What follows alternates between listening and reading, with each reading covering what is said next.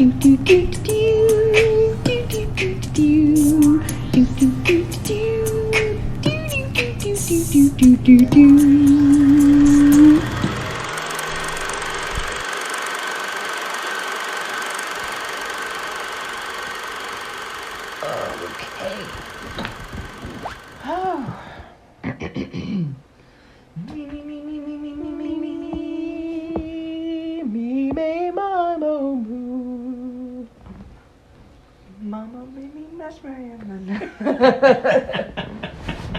shouldn't do that like in the middle of a stretch. Welcome to One Foot on the Ground. I am Johnny. And this is Ashley. You threw me off. I'm Ashley. There you go. Do you think people confuse us? Yes. Really? Do you think? I was told by someone who said if they didn't know me, they would think that we were the other person because we introduce each other in the beginning. Oh, true. And I guess my voice is much deeper and your voice is much higher. I do sound like a lady. Yeah, so he was like, I would think that you were Johnny. And I was like, thank you. Aw. Well, either way. Yeah. I don't mind sounding like you. That's fine. Whatever. Today we are doing White Christmas 1952. right? 4. Oh, I thought it was 2. Now I'm confused. Uh-oh. Oh, you're right. 54. Okay. Okay. Yeah. So Let's get this show on let's the get road. this show on the road, Yeah. people. Starring Bing Crosby. Paramount proudly presents the first picture in VistaVision. Oh yes. Tell us who's in it. Oh, just Bing Crosby. Ooh, and Farrah Ellen. I like her. Danny Kaye. Rosemary Clooney. Yes. Who else is in it? Dean Jagger. Oh the gosh, there's a general. lot of people. The woman who plays the caretaker of the inn. Oh. You definitely know her. She was in Sister Act. You've never seen Sister Act. What? You mean the Sister Act they do in the movie? No, I'm talking about Sister Act with Whoopi Goldberg. She was also in The Trouble with Angels with Haley Mills, and it's funny because she played a nun in that movie as well, and she was the bus driving nun. And she was the bus driving nun in Sister Act. Yeah. So I thought that was fantastic. The film was in Technicolor, but it was directed by Michael Curtiz, and he is famous for other films. He is. Yes, he is. Casablanca is one of them. If I think it's like the big ever one. heard of that. Yeah. I mean, some people have, I guess. I haven't. Yeah, I not just all. heard about it today. I'm kidding. It's okay. Actually, I'm not on the same page as everybody else with that movie. Mm-hmm. I don't think it's one of the best movies ever made. I've never seen that. Christmas Eve, 1944 is where we start our story. I And we are in the middle of a war. watched this movie in black and white. Excuse me? Yeah, this scene was definitely not in color when I watched it. I'm confused and bewildered. Yeah. I first watched it yesterday, so I don't know how I just found a black and white copy. That's so strange. Oh, it wasn't yesterday, but it was like this week. Oh. But yeah. That makes me sad, but I'm very happy for you because now you get to see it in Yeah, color. real different. Oh, it's Technicolor too, so it's going to be Yeah, and I don't know even more why spectacular. the grayscale version was even offered. Yeah, that's a very strange thing. I'll look that up. Yeah, I don't like it. So it was definitely fuck this would movie. you want this They to do be a in little black and song and white? dance, and he sings White Christmas. Yeah. Oh, I was going to say Michael Curtiz, his birthday is December 24th. Oh, look at that. What a fun fact. Isn't that fun? I always thought that was fun. It's one of the only things I know about that man. Then he made Casablanca. Well, he made this movie. That was funny. So we start off in the war, and that guy's hot. That little side dude, or whatever you call him. I don't know anything about military people. His right-hand man, I don't know, is general or admiral. Who knows? He's hot. This is all on a sound stage. It's a set, but it looks pretty good. It I mean, it looks like a fake, set. but it looks like it definitely looks like a set. Yeah, look at those houses in the background.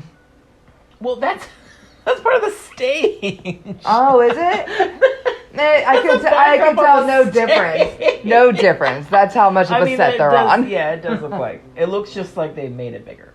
Yeah. So, the thing behind White Christmas is, it originated in a film called Holiday Inn, which I also own on Blu-ray, and it is beautiful. I love it. It stars Bing Crosby and Fred Astaire, and what am I saying? That song. By the time this was made, it was like the #1 song of all time. It sold over like 100 million copies. Yeah, it was like 1942, right? 1942 was when Bing Crosby first sang. I believe so, yeah. Sang White Christmas. And and it was other versions of it made it like over.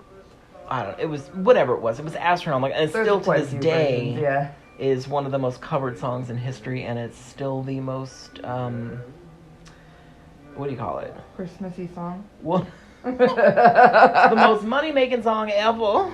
Oh, okay. Because it's White Christmas. Yeah. I mean, holiday songs always make a lot of money. It's a very smart thing for you to write a holiday song. Yeah, looking at you, because Mariah you'll get Carey. that money. Yeah. Seriously. Yeah. Like, a lot of people, that's how they make their living. Like, they write a holiday song, it gets on the radio, it's fun, it's great, and then every year it happens. So you get that money. And Mariah Carey got on the Billboard charts again this year for the first time. Right on. She got some more money. Look at her go. She's a smart woman. Well, for writing that Christmas song. Did she write it? Yeah. Oh. Yeah, she actually did. Isn't that weird? Well, she co-wrote it. Somebody else wrote it with her. Wow. But she get that money. Yeah. Now, Irving Berlin wrote White Christmas and all of the songs in this film because it is Irving Berlin's White Christmas, technically. Okay. Anyway, I can't believe I watched this in black and white. I'm so mad about that. That's crazy. So anyway, Holiday Inn, a famous special, blah, blah, blah. Holiday Inn spawned 2 films based on... Because Holiday Inn was... Bing Crosby opened up an inn that was only open for holidays. Mm-hmm. Which is why it was called Holiday Inn. And a Holiday Inn, the actual chain of... Like the opposite hotels or whatever. That Shining Hotel. Overlook? Yeah. Oh, yeah. Holiday Inn, the business where you can go and stay, that is because of that movie. Like Holiday Inns were after Holiday Inn. Does that make sense? Right on. Yeah. Yeah. But anyway, a lot of things happened because of that movie. But this one was one of them, White Christmas, which I think was the second one, but Easter Parade was the other one that they made a movie out of. Okay. I never saw that one, so sorry guys. I have no idea what it's about. But for this one, Bing Crosby was obviously going to be in it. And of course he was going to sing White Christmas. But it was supposed to be Fred Astaire again as the supporting role. Oh, okay. And he That would've couldn't been do it. cute. He was like, I'm getting too old for this shit. And he decided to not do it. And then I forgot his name. Danny Kaye? No, that's the guy who did it. Donald O'Connell or something like that? I don't know, he's famous.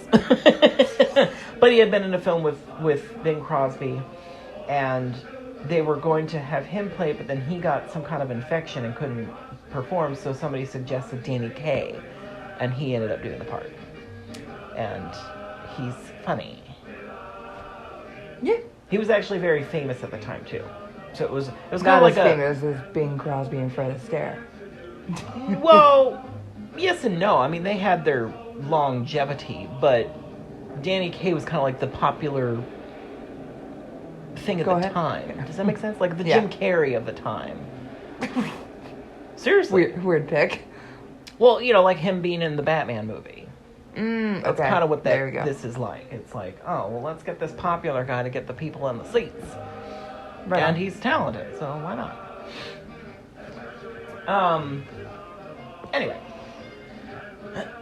I love this film. Did I mention that? No. This is one of my favorite films of all time.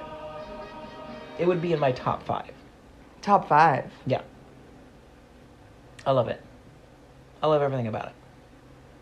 Right Start on. to finish. Yeah. So I remember Rosemary Clooney obviously is a big part of this movie. She's one of the main ladies. Mm-hmm. And when she passed away, I remember I was in a movie theater. And you know how they have like trivia come up on the screen, like, Yeah. whatever. And it had like a little thing, about Rosemary Clooney, how she recently passed away. And somebody behind me, some random young person, was like, who cares about her? Who the hell is that anyway? And I was like, Did you cry? excuse me? I was pissed. I Oh. was like, are you kidding me? Fucking whores. Like, first of all, that's disrespectful because it's a person that lived and died, you horrible person. Right. Like, I hope nobody remembers you when you're dead. Who cares? Who cares about They're you? probably dead, John. You're probably screaming at a dead person. Well, good. Oh, that's terrible. But seriously, what an asshole. Yeah. Just because you don't know who that person is doesn't mean the person in front of you in the movie theater isn't crying about it.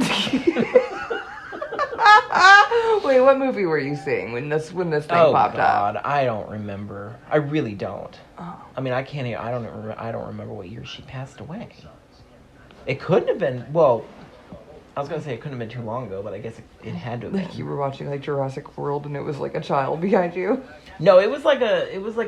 I would say the person had to have been like 20 or so, around that age. Okay. Yeah, but I don't remember when she died. So who knows what was coming out then? I don't know. She died in 2002. 2002. June 29th, 2002. Oh, poor old Rosemary. Her relative is George Oh. Clooney. I was like, George Rosemary? George Rosemary. George Clooney, yeah, and another dude who was in Oh, would they care about him if he died? he was in Star Trek, so probably Miguel Ferrer. What? What are you talking about This right guy now? right here. Oh, are they related to Rosemary? That's her son, Oh, that's her son, really? Yeah. Okay. Wait a minute, what's his name? Miguel Ferrer. Maybe not Ferrer? Ferrer. Maybe. Ferrer. Wait a minute, was I'm not- she in a relationship with Mel Ferrer? Maybe. Ooh, you need to look that up.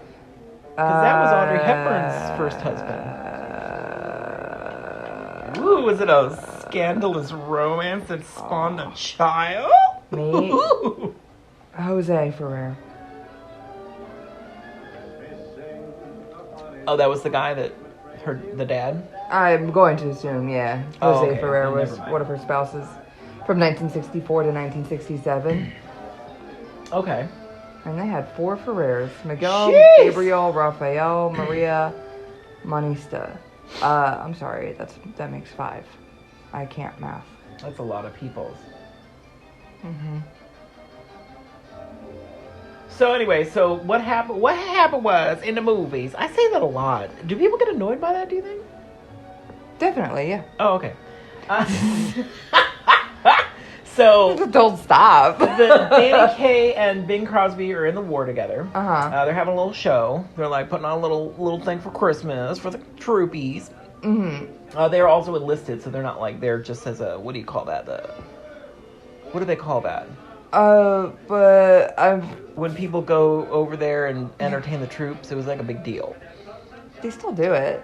Do they really? Yeah. Oh wow. Okay. Well, I'm pretty good for them. sure. Really go. What is that called? It's freaking me out. I just watched Marvelous Miss Maisel season 3, Yeah, and she did it. did it. Anyway, it was a big deal. I think I'm blanking on everything today. Go ahead. The big guy that did it, he was famous. He was in a lot of road movies, like Road to Bali and Road to something and Road to Things.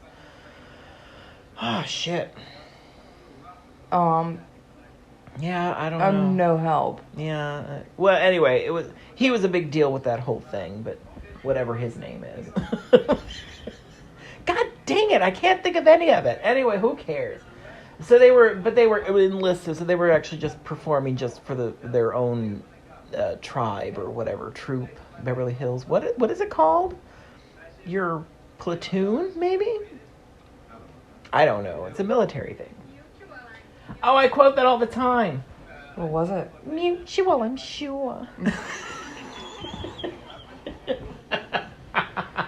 Those look like the exact mugs and saucers we have at work. Oh, really? Mm-hmm. I love that woman's voice. She sounds like Mutual, I'm sure. I say that she all sounds the like time. not Cyndi Lauper. No, Cyndi Lauper. Oh yeah. I can Yeah. see that. I can see that. Yeah, totally. Look at these. Look at the. People. I think these days they don't get that. Like, pants for the most part are like hip hugger pants nowadays. Because like if you wore your pants at your actual waist, it would look like this. Like, I don't think people are aware that your waist is way higher than where pants actually sit nowadays. That's where I hold my pants. Oh, do you really? Mm-hmm. Oh, I wouldn't. I'd feel like a weirdo. Well, we are different people. Well, that's true. And that trend is coming back to wear high-waisted pants. Oh, I hate it. I hate like it. in the I hate 90s. it. I love it. No. Yeah, Prince wore some stuff like that, but Prince was also a very petite little cute man. So he could pull it off. I can't pull it off. Oh, I just I thought would you look hated it because feral. there is no definition whatsoever. What do you mean, like, There's for no... your body? Mm-hmm. Yeah, no, I mean, Yeah, well, I figured that was too. something you don't like to look at. I would like to see all your bits and pieces. Mhm. Please and thank you. I love how they... this is kind of raunchy, to be honest, for the time. What do you mean? Like, these two men taking off their clothes and putting other clothes on? I'm serious. Well, this movie isn't rated. Oh, God. Look at his tits. It was. Yeah, it's still within the Hays Code, right? I believe so, yeah. Yeah. 54. Oh my! I don't think I've ever noticed that much of Bing Crosby until just now. Yeah, Bing Crosby just took off his pants. He's got whitey tighties on. Mm-hmm. I saw some of his butt cheek. Okay, Yeah, it's Bing. kind of true, but he tried to hide it. Like, he pulled down his shirt like He has immediately after. a very interesting body. He's kind of like lanky and flat, kind of like I'd like to see him naked. Frank Sinatra. Oh, yeah, I could see that. Well, they're both crooners. Maybe it's a crooner's body. Like a dad bod, but not. Anyway, not the point. So, The USO tour. USO. Mm-hmm. Yeah, that's right. That's what it is. He didn't button his shirt before he tucked it into his pants. That bothers me. Anyway, so what was I saying? You're really criticizing this whole dressing scene. I'm That's what sorry. you were I don't saying. think I've ever really paid attention to it visually. Because I usually listen to what they're saying. I've never actually... That's weird. That's not normal for me. Also, Danny Kaye did a USO tour. While looking that Oh, up, did he I learned really? that Danny Kaye, yeah. Look at him go. They're both very handsome. They're all right.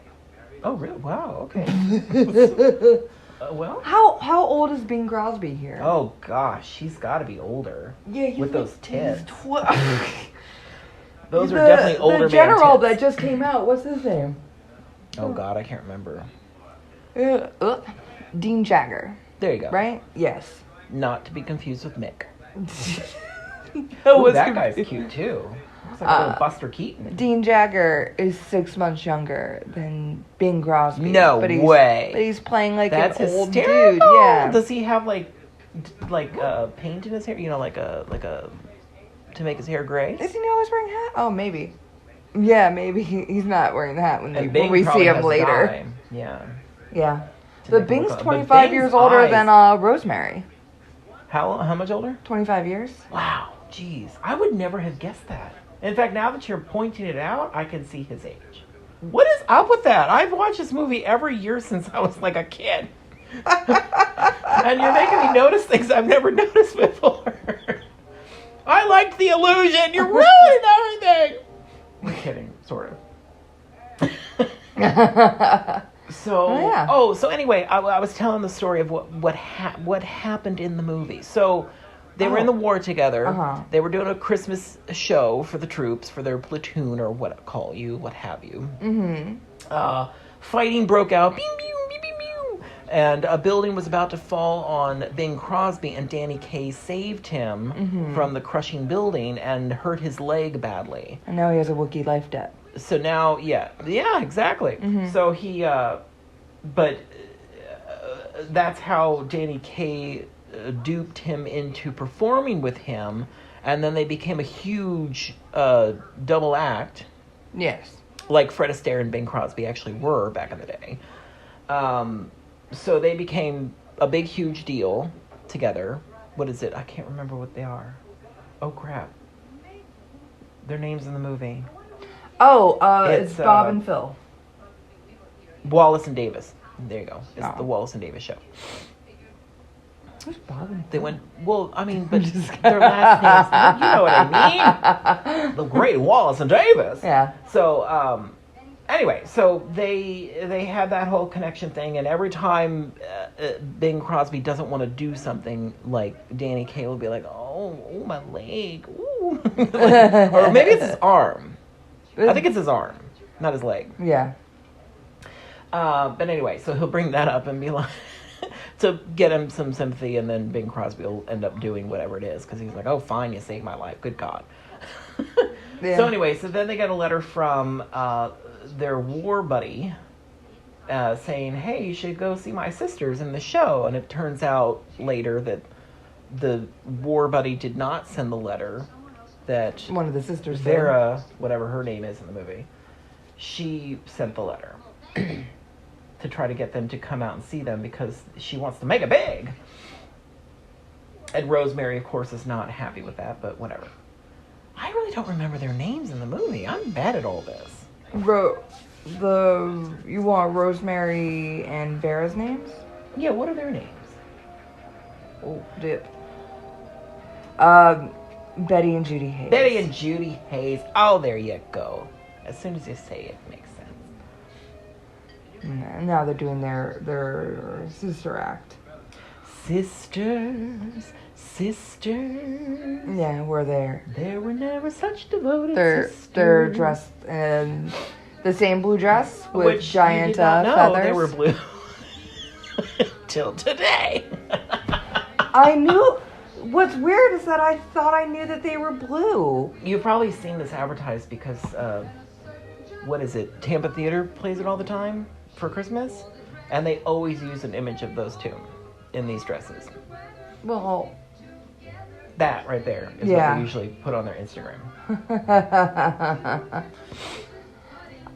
all right. Actually, well, there was a mural that somebody posted on one of my acquaintances posted on her page of Rosemary Clooney from my favorite scene in the whole film, which is her solo song, Love You Didn't Do Right By Me. And it's just a huge, gigantic mural somewhere in the world, I don't know where it is, of her in that scene. And I was like, oh my God. And I was so excited, and I mentioned it, and the girl that posted it didn't seem to give a fuck. It's like, well, gee, thanks, bitch. Actually, I'm not that happy with her. oh, Yeah, I wonder if she's Rosemary listening. Clooney? Wow, the I didn't girl. expect this turn. Love those salt and pepper shakers, though. I like everything in this movie. Look, I like their gloves. I like the lamp. I love the roses.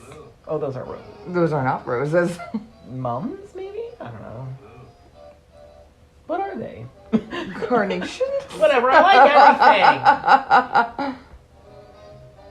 Oh, and this is where they realize that they are both attracted to the ladies, but very, very greatly, they are attracted to the opposite ones. Because Danny Kaye was saying, ooh, look at those nice blue eyes. And Bing was like, no, brown. And it's like, oh, he likes the other one. So, anyway, now, interesting enough, for the soundtrack to this, if you bought it when it came out, or subsequently after that, every copy of it ever since. I love her bra. It has like flames coming up off Oh, of it's it. I didn't fantastic. notice that It's before. so oh, in black and white, you couldn't notice anything. Oh, hush your mouth.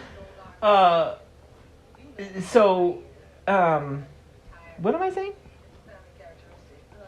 Oh, the soundtrack. So, the soundtrack, Rosemary Clooney, their brother, which, by the way, okay, this is a thing in movies that I've noticed lately, or even, like, some things. Like, they'll show somebody that they're trying to say is hideous looking. Like, that guy was supposedly ugly. And I was like, that guy was adorable as fuck. Are you kidding me right now? I'd bang him.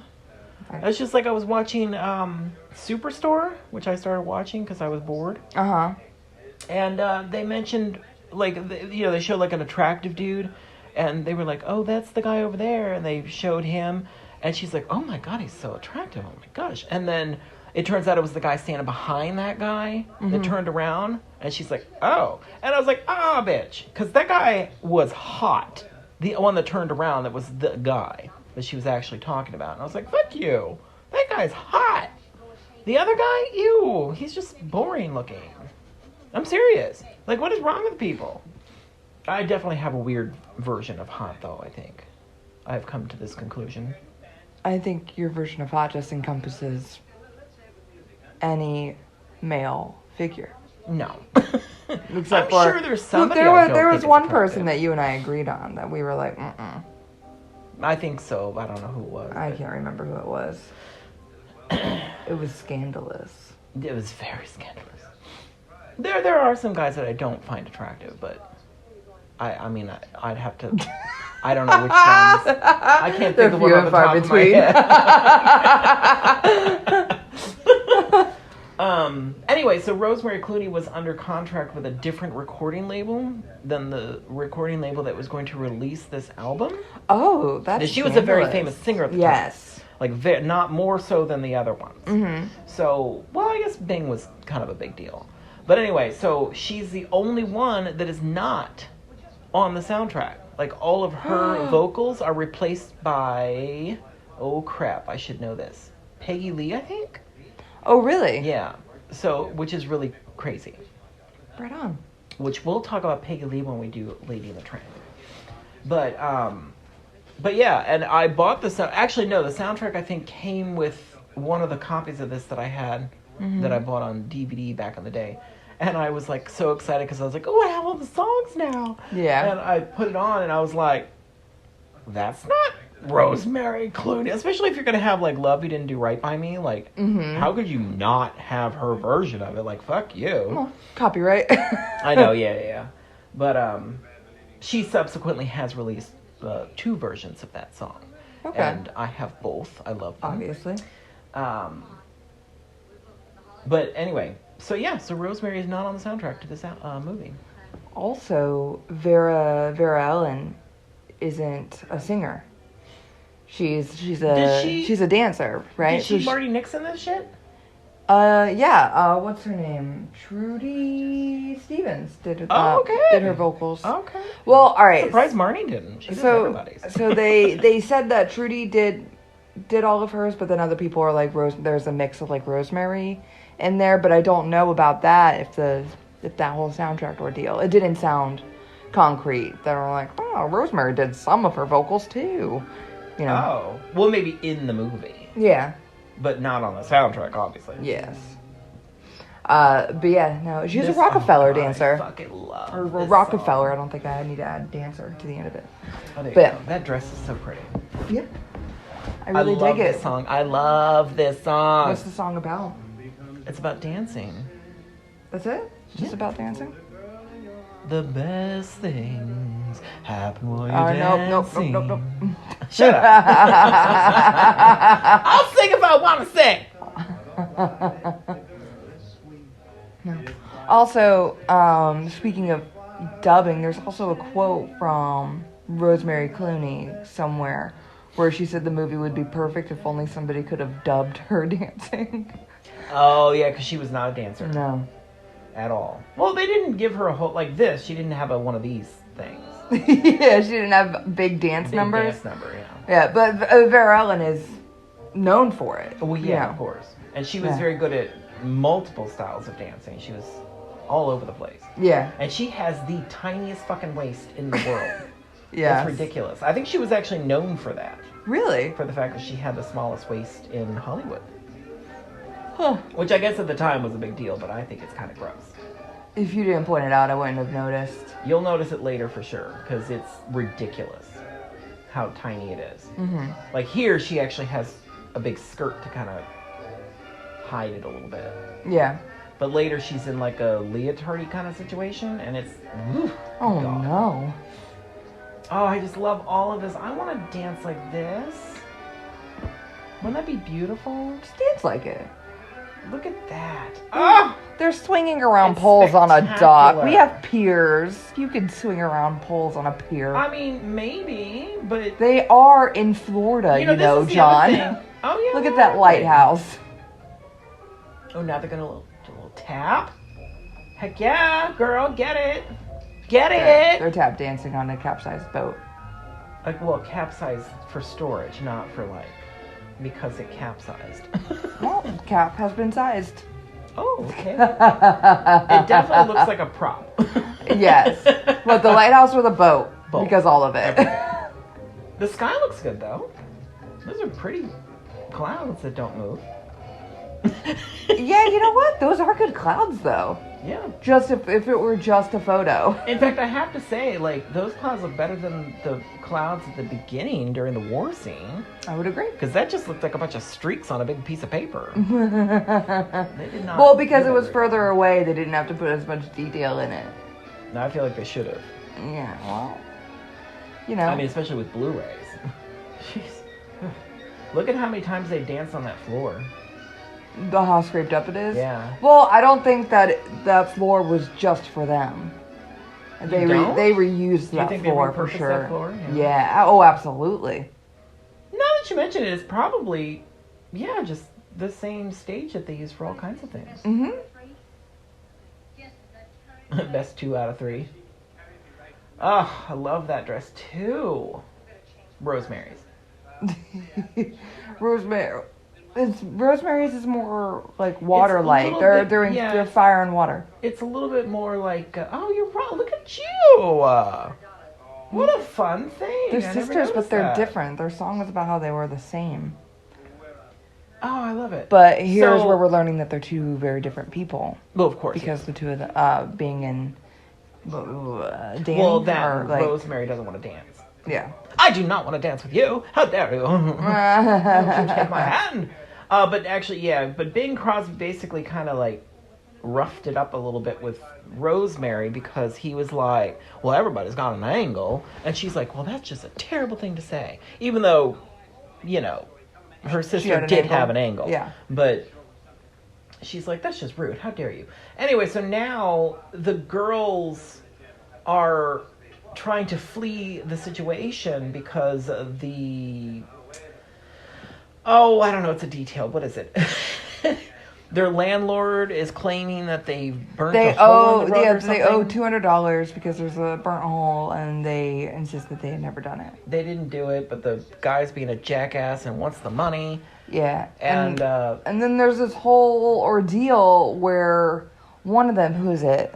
Is it Bing? Who's like, why don't we just pay them the $200? And then it's the principal. but Danny is like, no. Oh, We're gonna figure it out. Yeah. So then he basically is getting them out of there real quick to try to get them, and they're literally going out the window. Yeah. And he gave them His train his tickets. train tickets to Vermont. because they were supposed to go up to Vermont. No, wait a minute. No, that's not No, true. the boys were going to New York, the girls were going to Vermont. Vermont for an act that they were going to do at a hotel. Mm-hmm. And Bing and Danny were going to go, like you said, to New York in a train car, like a sleeper car. Yes. Nice comfy beds. And he gave them their tickets. I guess you would just pay a little extra to go to Vermont? I don't know. And how come they didn't have that worked out ahead of time? 94.73 or something was like the price. Well, no, that was to go for to the New price of York the tickets or Vermont. It was the same so I price. guess, yeah. Maybe it's like a bus. So anyway, so they're distracting basically, and they're like, well, the girls have another number, so you're gonna have to wait. And that's basically Bing and Danny have to gussy themselves up and lip sync the song. That Danny and Bob. No, Bob's his name in the movie. Bob and Phil. Mm-hmm. That wasn't originally scripted. Those two, Bing Crosby and Danny Kaye, did that on set as a joke. And Michael Curtiz was like, we're putting it in. Well, and Bing did not want to do it. Like, he was not happy with this because it's very girly. And that was not a man's thing to do. It's barely girly. They're singing. They're being dubbed over. Right? They're lip syncing to the song. But they're like, they've got their belts around their waists and their scarves. And that's really it. Oh, and a bow. A bow on it. Well, yeah, a bow on the head. What is that? A butterfly. Yeah. Oh, and they got the fans. Yeah, but they don't have the actual dresses or anything. They just have the accessories. Yes.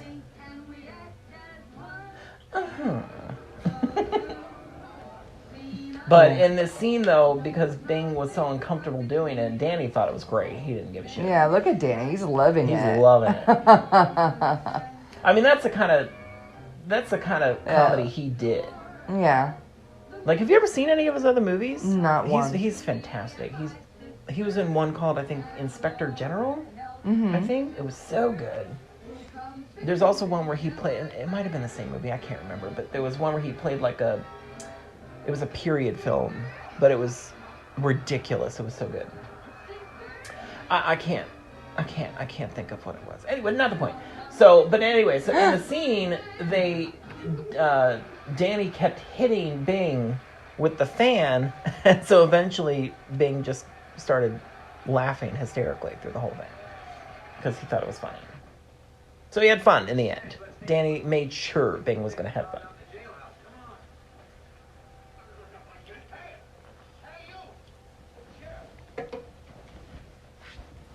Yeah. Oh, I thought you were gonna make a noise right after, like the.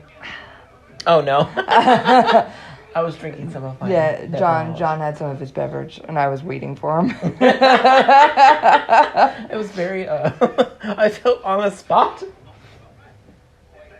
So now they're fleeing the situation.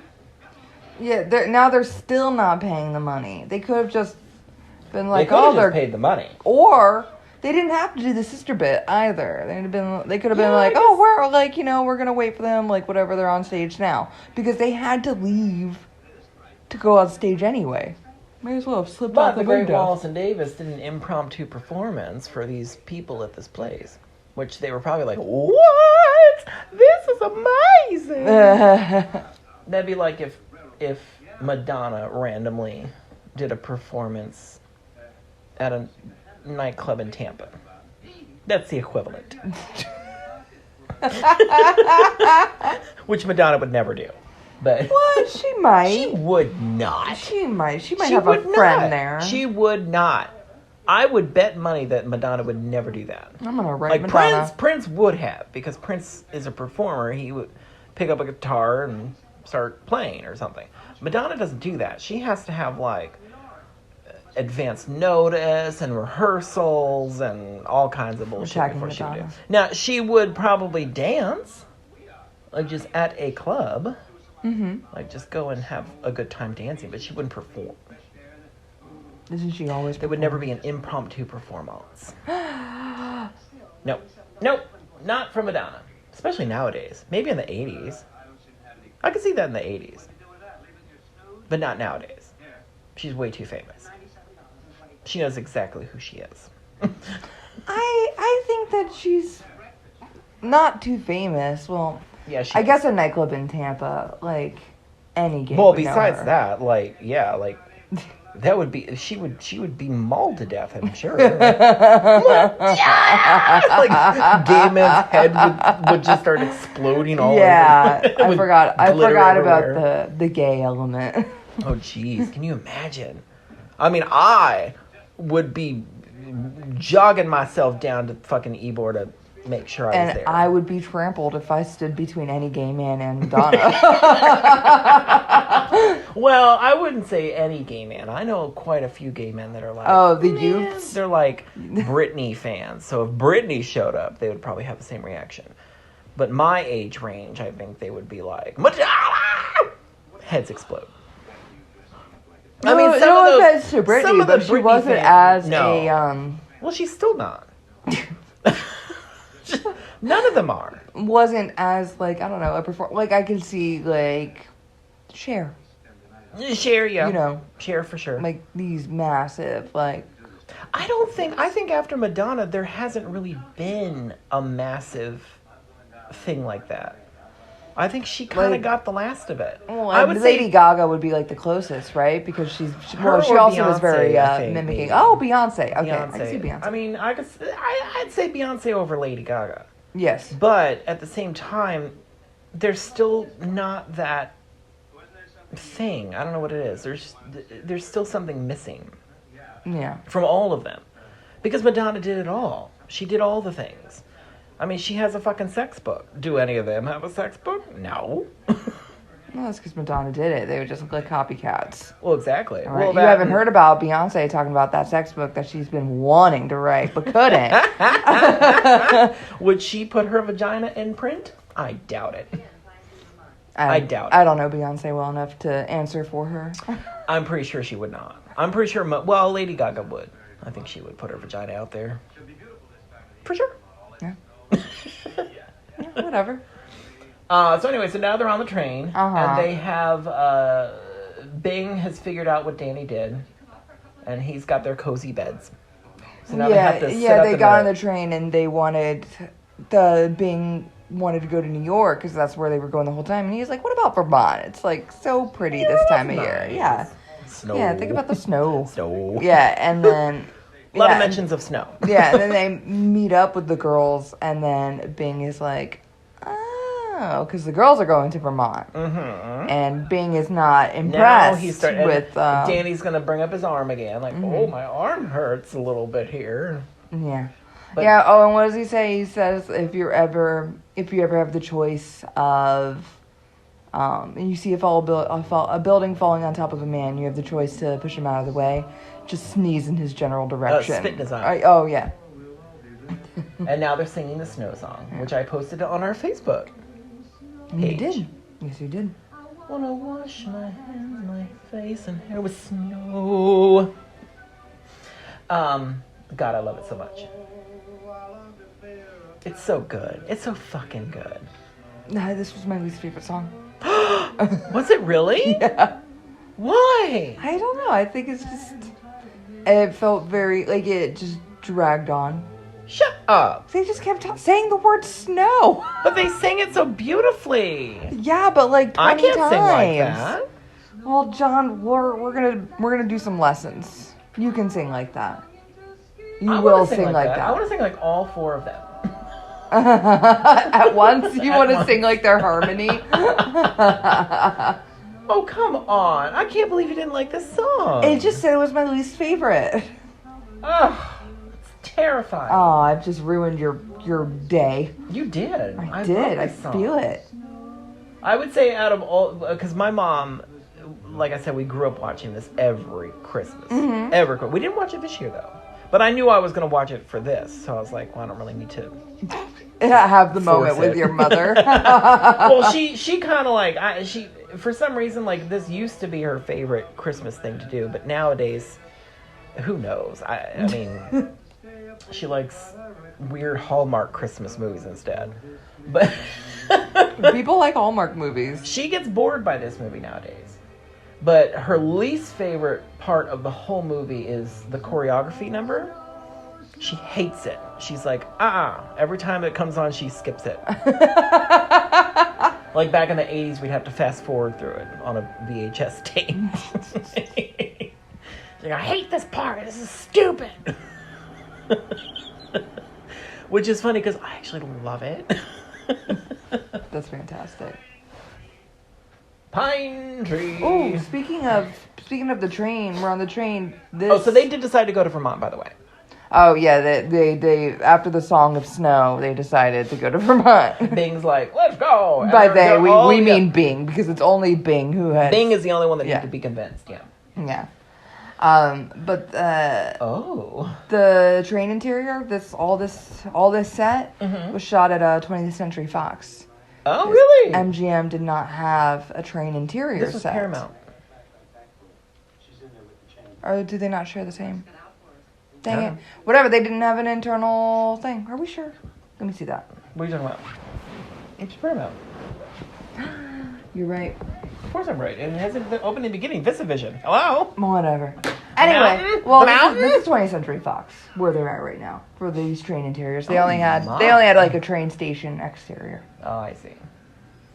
Like that one. like that right there. Which is probably just location shooting. Oh my, there's a big fluffy kitty boo. Oh, Not in the movie. It's- In the room. and it's You like probably a heard the cat. bell jingling too. There was a bell jingling, that was the cat. Yeah, maybe Oh, I thought that was the cat. that was the cat. No, that weird noise. It's like an alien. The airplane. There you go. So anyway, so they arrive in Vermont, and it's super sunny and not snowy at all. No, not one bit. I did like that part. Yeah, I love I that. did like that there was zero snow. Well, and that's another reason that song is so fantastic. Because you're excited about the snow because they made it very clear that there's going to be snow, and now there's no snow. Which is sad because they're going to a ski resort They with are. no snow. And the people there are kind of like, well, dummies. There hasn't Yeah. been snow in months. There hasn't been snow in a long time. Mm. There's not going to be. There she is. That's our nun. Our Sister Act nun. Do you know one of the last films she worked on was Hunchback of Notre Dame? She played one of the gargoyles. Who? The woman. The woman whose name you can't remember. Of course. As soon as the you bus say it, I driving know it. nun. Yeah, the bus driving nun. I just said that. No, You are not listening. I was not. No, I was reading something sad. Oh God. Sue Lyon passed away. Who's that? She played Lolita in Stanley Kubrick's Lolita. Why is that funny? I wasn't laughing at her dying. I was Wow. laughing at the way you. She played Lolita in Stanley Kubrick's Lolita. She did. I know. You told me. General Waverly. So they come to this inn with the nun, and they find out that that their general is there, and they think he's like a, what do you call it? Mary Wicks I think so. is the nun's That name. sounds right. The first image, her driving a bus Yep. as a nun. And look, guess what that's from? Not Sister Act. That's from The Trouble with Angels. So they show up at the inn, and they find out General Waverly is there, and they think he's like a janitor. And he's like, oh, it's even worse. I own this place.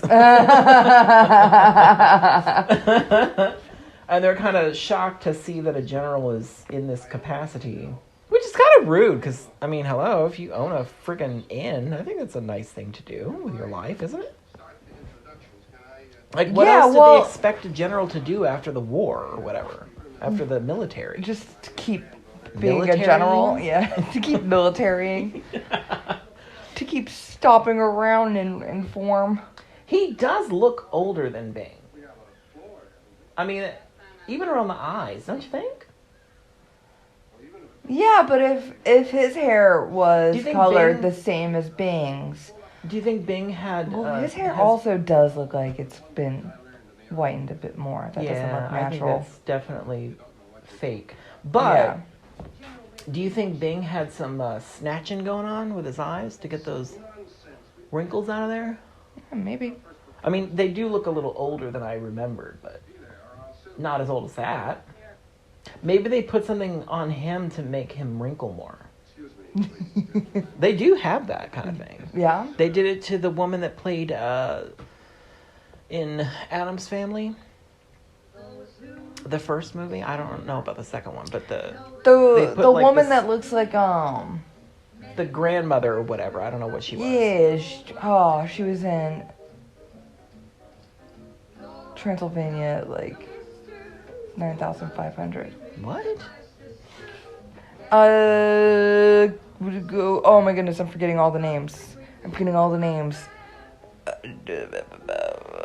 He was in Jurassic Park. She was married to him. We love them. Jurassic Park. G and J. Jeff Goldblum? Gina and Gina Davis were both in that movie. What on earth are we talking about right now?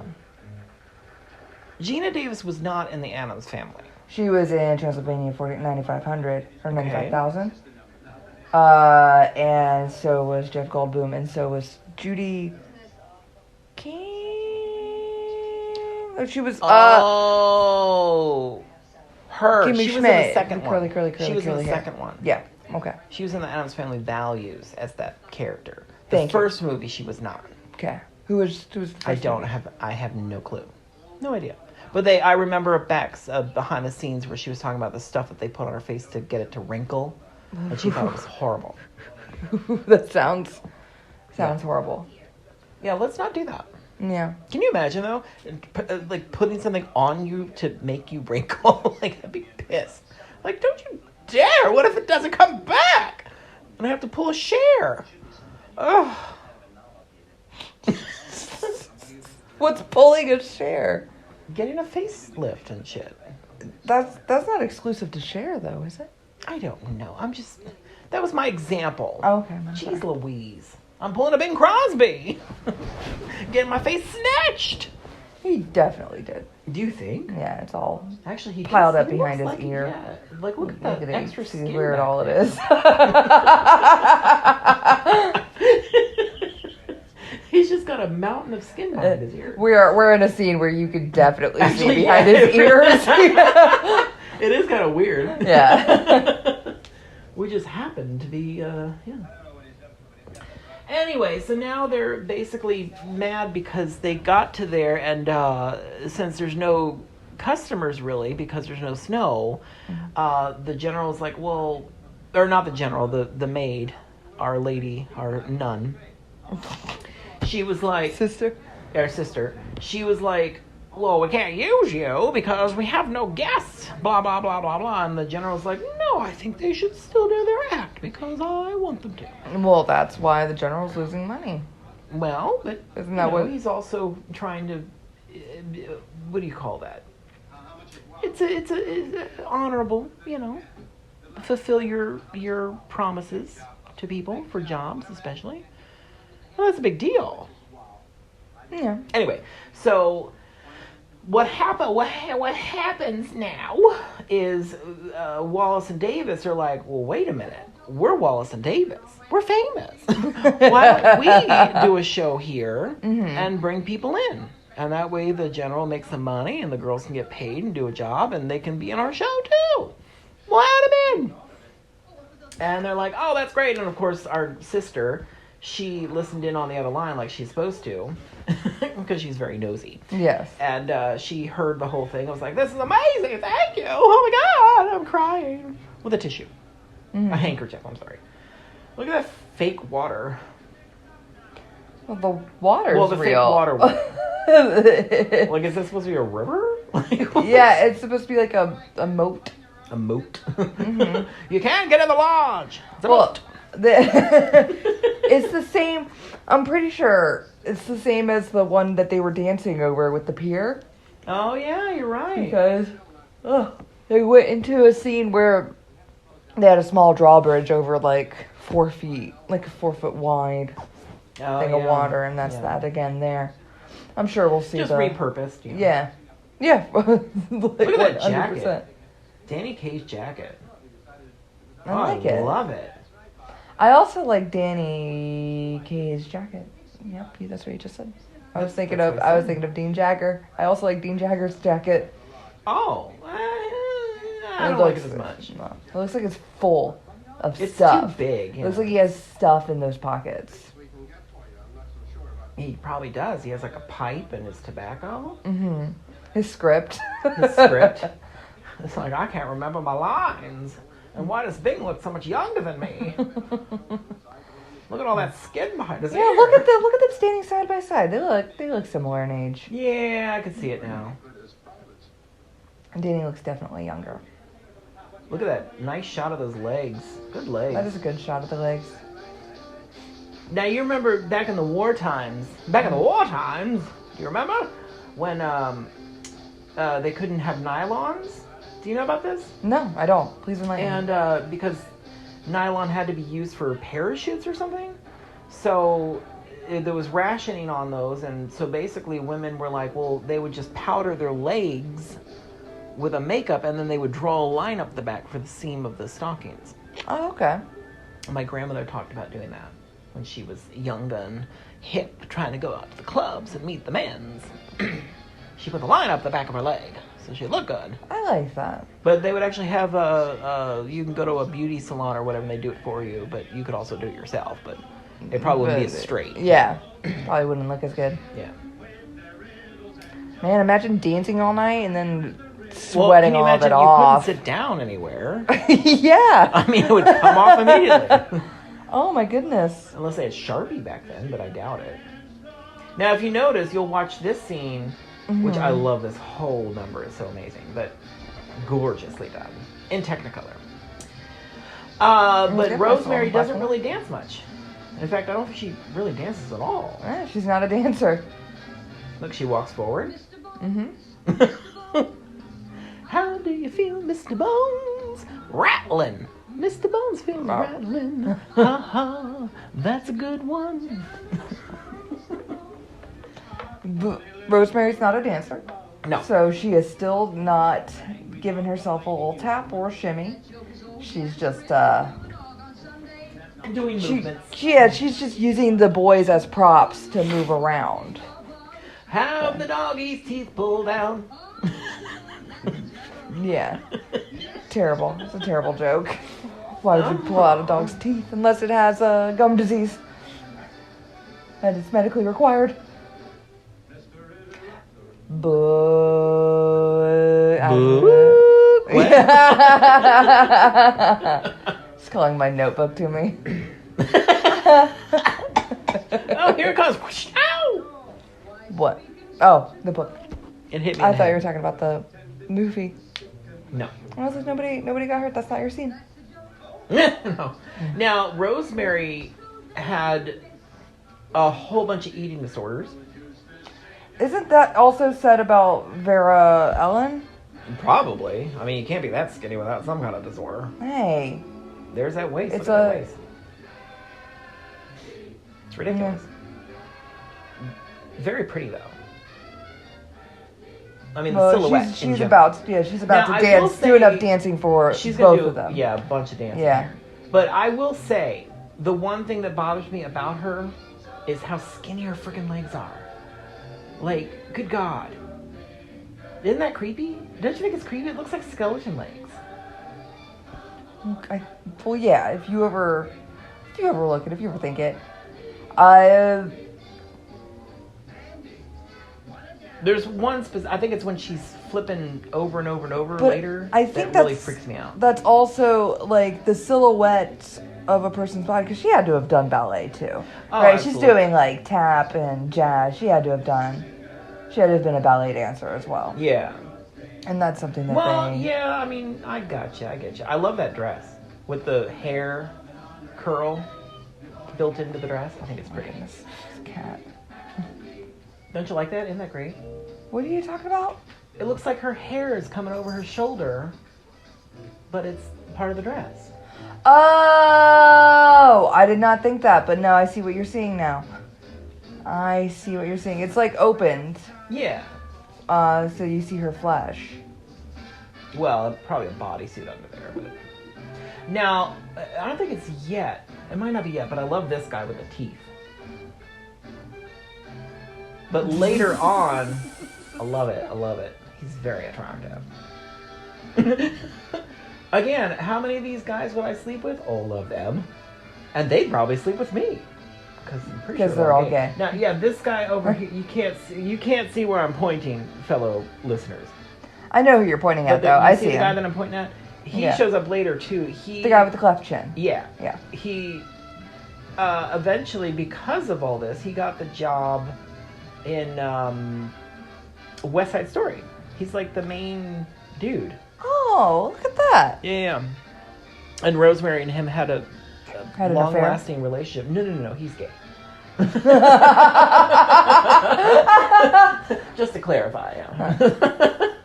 But they became very good friends because of their working together in this movie. But yeah, Rosemary had a lot of eating disorders. Well, I guess just one, but I don't know which one it is. So one where you maybe binge? I don't know. I can't remember. Or throw things up? Who knows? I don't know. I would just encompass all of it. It's unhealthy, whichever one it is. Mm-hmm. Oh, hey. You're staring at me from behind the couch. Oh, and then he just runs away. Oh my, his tail's in my head.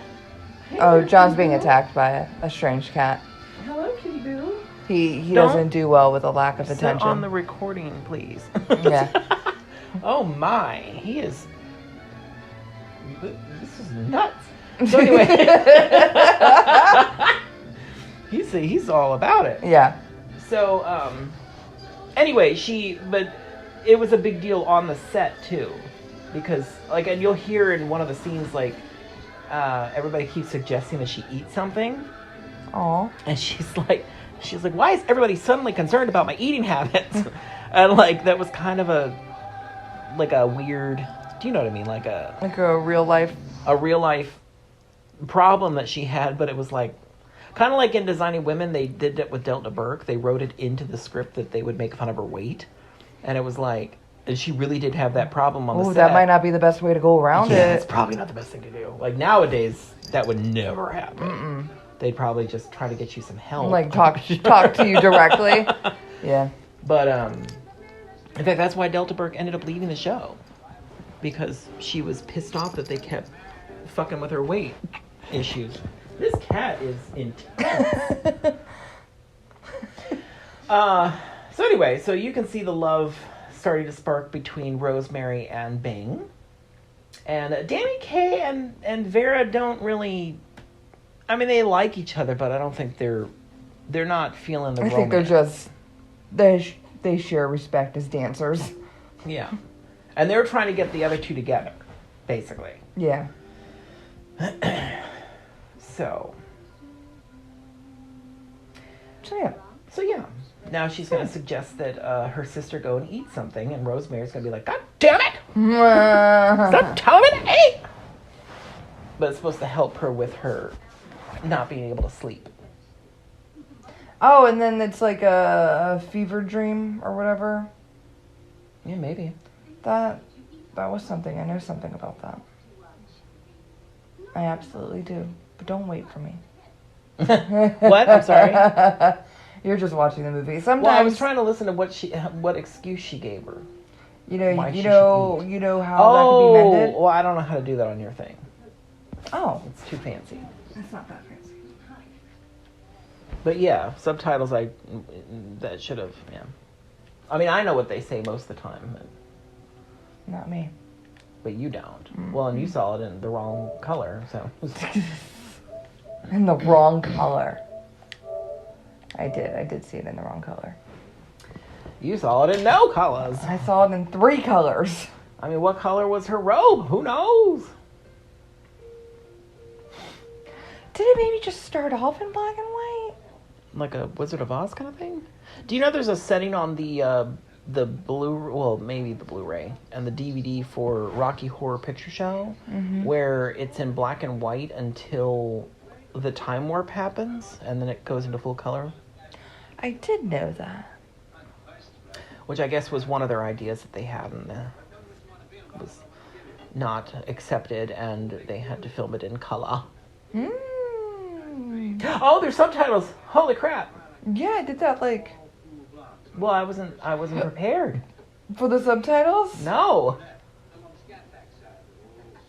Anyway, so now Bing and her are in the dining area, and they're having a nice little chat together, and they're falling in love deeper. Well, Rosemary's falling in love, and Bing is Just falling existing. in love, and everybody's falling in love. And they're gonna sit by the fire. I felt like I had more to say about this. You were heavily anticipating this scene. No, I was anticipating just the movie in general. Oh my. I feel like I hope I know more. I feel like I did know a lot of stuff about this movie. Oh, did you know they died at the same age? Who? Bing Crosby and Rosemary Clooney. Did they really? 74. Obviously at different times. Well, yeah, because he's 25 years older than me. Yeah. So he's about to die, and then in 25 years, she will die. He's about to die. Oh, come off it. Yeah, I will. Well, how old is she here? She's probably... He's 12? probably... He's probably in his early 50s, and she's probably in her late 20s. Or maybe her early 30s and late 60s for him. Yeah. She was on an episode of ER with George. Yeah. Right on. Yeah. It was kind of a sad episode, quite How honestly. is she related to George Clooney? I think that George is her nephew, Okay. I believe. I believe that's what it is. But yeah, she was on an episode of ER, and it was actually pretty sad. Like, she had... I want to say she had, dementia or something, or Alzheimer's in the episode. And I believe she kept singing. Which, of course, it's Rosemary Clooney. She's going to sing, but... Right on. it was a very sad episode, if I remember correctly. Or maybe I was just sad, because I was like, oh, Rosemary, you're getting so old. Aw. And then, of course, I cried later when the fun fact showed up at the movie theater, and nobody cared. Nobody cared. Poor old Rosemary. But yeah. What else can we say about this movie? We talked about VistaVision, sort of, kind of. It was the first film in VistaVision. And this is around the time that, because we've talked about this before in other episodes, I think, where theaters had to start competing with television. Yes. Because television was a big deal, and so people, and a lot of famous people ended up on television. So it was kind of like, what are we going to do to get people to go to a theater these days? Because well, yeah, if you can just watch things on TV, why do you care? So that's why color films became more popular. They wanted to start making more films in color because that was going to draw people in, because your television was only in black and white. And then they did this VistaVision, which was a wider screen, which we just watched a thing about it before we started this, but I didn't actually know this part. Go ahead. That it's filmed on its side rather than up and down. Up and down, yeah. To make it wider and a clearer image, they would film it sideways so that it was wider. But it's interesting because when they were doing 70 millimeter films, what is that called? Panavision, maybe? What? 70 millimeter? There was a name for it. CinemaScope? CinemaScope, maybe? Maybe. CinemaScope and Panavision, these are all Or versions Panorama. of- Panorama, maybe? Panorama is the big, long, wide, all-around shot. I think that might be it. Well, anyway, whatever it was. Some studios didn't want to pay for the expensive, ridiculous cameras Yeah. for filming in 70 millimeter, so they just put their 35 millimeter cameras sideways like this and filmed, like Spartacus was filmed that way. Yes. And there was a film called My Geisha with Sweet Charity, what's her name? Shirley MacLaine, that was also filmed sideways. I only know those two. Yeah, I'm sure there's more, but those are the two that I remember specifically because, and if you ever watch those films, the grain, like if there's any grain remnants or whatever, they'll be going sideways rather than up and down because they would actually be projected sideways as well. Oh. Yeah. So these, I think, were different though. The VistaVision, it was filmed sideways, but then they would print it vertically. So you could put it on any projector. And they were saying in the little thing that we watched before this that theaters didn't have to adjust the size of their screen for this particular kind, I guess. Oh, kind of like nowadays where we have one size screen, but you would have like You're masking? the masking would go, you know. Yeah, the masking between scope and flat.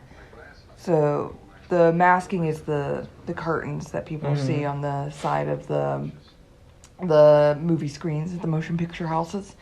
And if it's flat, the screen isn't as long, so the masking comes in closer so that it's, prettier.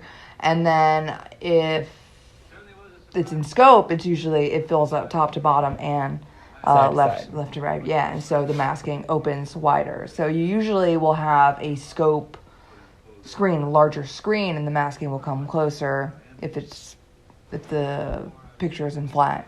And so it's smaller. So it doesn't look... Because if the masking's open and it's on flat, it definitely has, like, an appearance where you can see, like, you're not as immersed. Yeah. Oh, I know what you mean. Yeah. It's kind of like people would complain back in the day about widescreen televisions. Well... Because of the black bars. Not only widescreen, but, like, even the black bars at the top and the bottom of the screen if you had... This is way back. This is, like, in the 90s when... Yeah. When way back in the night, but when they started putting films in widescreen for you to consume at home, so you'd have the bars, and people hated the fucking bars. I don't know if you remember this. I loved the bars. I loved it because I knew as a more? nerd that you were seeing the full picture of what you were supposed to see. Yeah. Depending, we'll get into that, but with. People would hate it. They hated it. And I remember one of the first films that they put out on DVD, whatever, VHS, DVD, that was only available in widescreen. It was, oh crap, what was that movie called? It had Terrence Stamp in it. I don't know who that is. You would if you saw him. You say that about everyone. You know no, not Russell Crowe. Yeah, maybe it was Russell Crowe. It was some really weird movie about smoking or something. Or something weird. I do know who Terrence Stamp is. Of course you do. I told you. You're absolutely right. Damn it, what was that movie called? Thank You for Smoking? No. What year was it? Like 99-ish? I would say it was... It started with like an I, like The Informer or something like that. Maybe he wasn't in it. I feel like he was. Well, anyway, whatever it was. Keep it going. The movie that I'm talking about, it was only available in widescreen. You could not get it in full screen, which before they would do pan scan. They would... Explain what pan scan is. So, pan scan is horrifying and should not be a thing. Basically, what they would do is to format it to fit your screen at home. They would pan and scan. They would pick the best part of the screen that they thought you should be looking at, and they would focus in on that instead of the whole entire thing. So there wouldn't be bars at the top and the bottom. It would just fit your television. And does that make sense? So the image on the screen would move to wherever they wanted you to look. Wherever they wanted you to focus. So, like, Multiplicity was the best example I could ever come up with for this, because if you ever see a full screen version of Multiplicity, it's horrible, because the thing is bouncing back and forth all over the place, because Have you seen Multiplicity with Michael Keaton? No, I've not. I've seen the cover of it. It's very good. But he basically gets multiplied over and over and over, and each version is kind of like a photocopy where it gets worse and worse and worse. Yeah. And, but anyway, so in the screen, they would have like tons of Michael Keaton in the screen all over the place. So, and it was in 2.35 to 1, so it was very wide. Yes. It was basically like a old school 70 millimeter kind of size. So he would be all over the screen, and then when you watch it in full screen, like it was like bouncing around like nuts. Like, what is happening? Or like if you see like an old film, I remember I think it was Glass Bottom Boat with Doris Day and I can't remember the guy. I love Doris Day. Glass Bottom Boat is one of my absolute favorites. I love that fucking movie. Here's the choreography scene that my mom hates. I love the colors. The colors are amazing. Yeah. And it looks so good on Blu-ray. It really does. It really does. But I love how interested they are in her tapping. It's so good. Anyway, it's so a quick tap, man. It's impressive. Well, she's an impressive dancer. Well, yeah, that's like her whole thing. So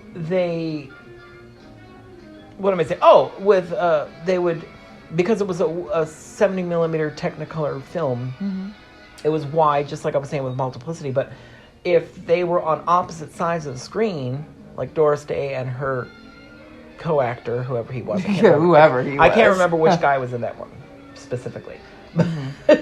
I always want to say Rock Hudson, but he wasn't in that one. It was like the one that he wasn't in. But they would actually cut. It was like one scene. Do you know what I'm talking about? Like, and they were on opposite sides of the screen. If you watch it in widescreen, it never cuts.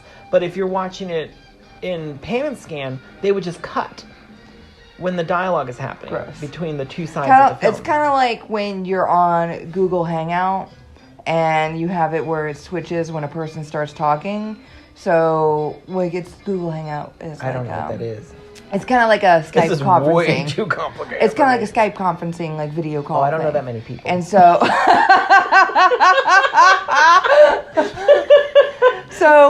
say you're on the call with 4 other people, right? Oh my God, there's 5 that's a lot of people in total, right? No. And so, if you're talking, you'll go to the larger screen of the thing, so everyone can see you, and then like there's smaller boxes where everyone else is at the bottom.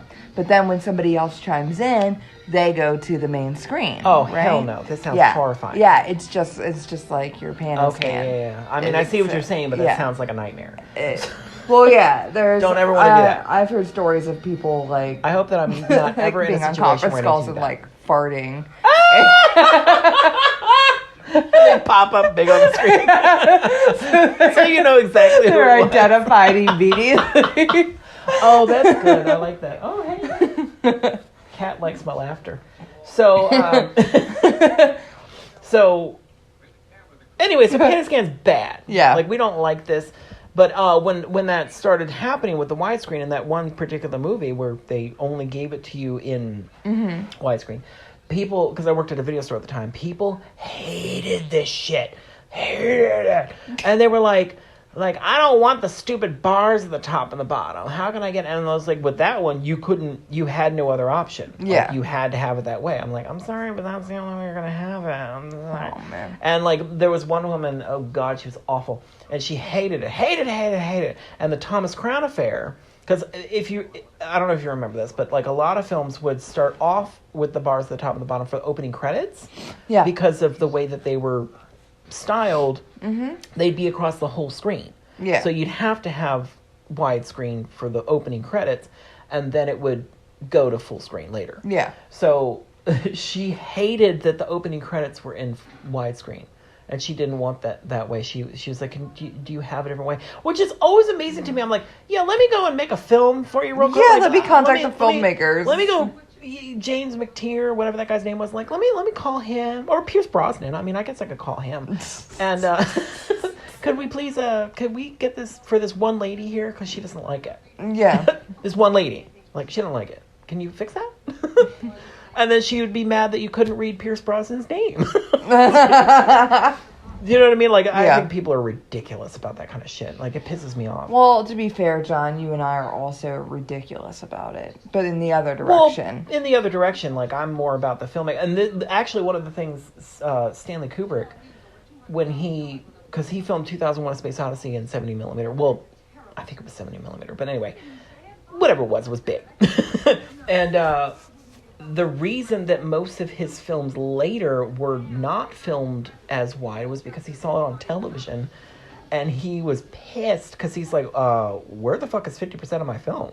It's gone. It's not even there. Yeah. So he was mad about that. He hated it, which is why most of his other films were not like crazy widescreen. Why didn't he could have, couldn't he have just had it reformatted for television so it scaled down?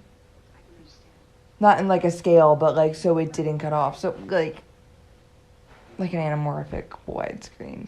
But like what these people did for this film, you know, they filmed it sideways and they reprinted it so that the projectors they didn't have to turn the projectors. Yeah. Could he not have just done a similar thing and just given like a TV print?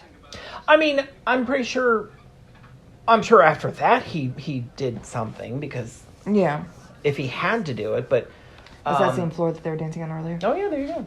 He also was kind of like, I think he was one of the people that thought that at some point they would have widescreen televisions, but they didn't have it at the time. In fact, I don't think he ever got to the point in his life where he would have seen that, a widescreen television. What? When did he die? He passed away in 99. Oh, maybe. Because I don't believe we had widescreen television until later. I'm pretty sure they were all full frame until right about that time, Yeah. where they started getting this size, this is like what, 1.66 to 1, I think, or no, 1.85 to 1, I think, because 1.66 would have been like Barry Lyndon size. Anyway, whatever, doesn't matter.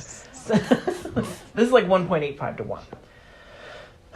So you're still going to get bars at the top of the bottom if you have like 2001: A Space Odyssey or Spartacus or any. Yeah. You're still going to get bars because the screens are still not that wide, or whatever that size. Yes. But anyway, not the point. So, I don't know where I was going with any of that. Why did you start talking? Why are we here? Why are we watching White Christmas? Because I love it. It's a great film. I was just bringing up the widescreen VistaVision and why television.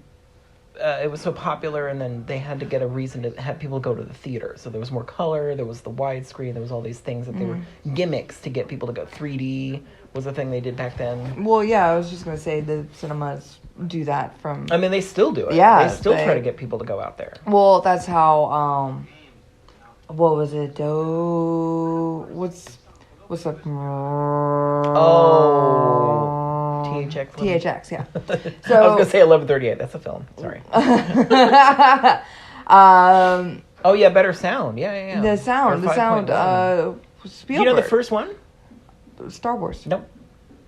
No, the first 5.1. The first one with surround sound Oh, what? was Bram Stoker's Dracula. Oh, Yeah. right on. And the 5.1 for that is amazing. I bet. I believe it won an award for its sound editing, because it is an incredible film to listen to in 5.1. More so than any. I think the Kill Bill ones were pretty fun too, Okay. because they had the fly.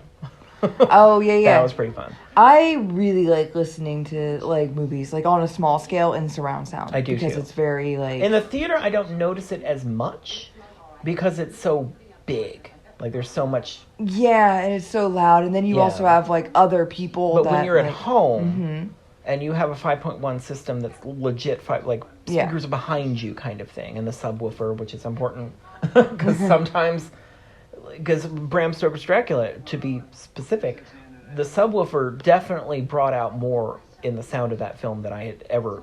Yeah. I was like, whoa, I had no idea. That's also something that I would say about D-Box, another movie theater gimmick. Which those of you, if you're unfamiliar with D-Box, it's probably the least known of the things that we've mentioned. Yeah, probably. Yeah. Unless you've been in a theater that had it. Yeah.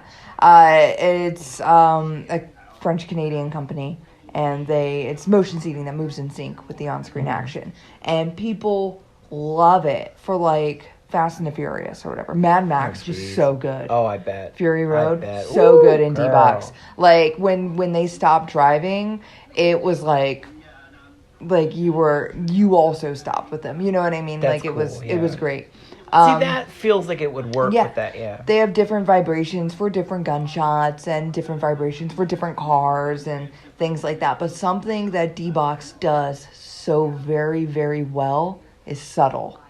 And it's like, you know, when people are walking down creaky steps and you can feel the creaky steps. Oh, stop it. That's crazy. And yeah, like those little like people, it's really, really that's good like for Disney theme ride kind of shit. kind That's of, crazy. yeah, but like it's Captain more EO. it's more subtle than like A Bug's Life.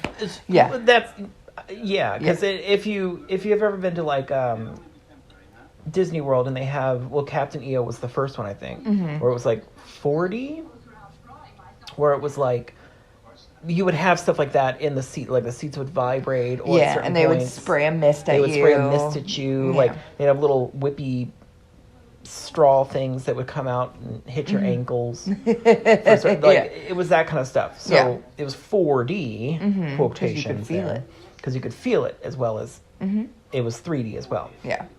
And that was 70 millimeter. That was by Francis Ford Coppola, and it was written and produced by George Lucas. Anyway, just for the record. But gorgeous 70 millimeter. And it's gone now, so you can't see it anymore. Anyway, not the point. Oh. So, but then they also have one called PhilharMagic in Magic Kingdom. Brilliant. I go every single time we go there. I have to see it. It's so good, and I cry every single fucking time. Of course you do. It is so fucking No doubt in my mind. spectacular. Because it's also one of those where we were talking about the screen increasing in size. Yeah. It'll happen during the show. Like That the screen grows? The screen. I like that. It's crazy how good they did that. I like it when they do that in movies too. Like I like when they start off small and then change the perspective to show you that like even like There was one. Didn't we watch one? I think so. I feel like it was a Marilyn Monroe film where they were like, "And this is gonna be a bigger film." So he kind of the curtains opened and it widened the screen. And went from flat to scope. Yeah. Yeah, I like that. I dig it too. Happy while you're dancing. But D-Box is a gimmick, much like 3D movies. But sometimes, like with you really liked the Ghostbusters in 3D. Oh my god, that was crazy. It Yeah. was so good. Well, that was because it was even at home it's spectacular to see because it's I don't know how to explain that, but like the special effects come out of the bars. Right, so they put down the black bars so that they could use the only special time effects. the black bars went away was for the big sequence where they're going into the nether region or whatever it was.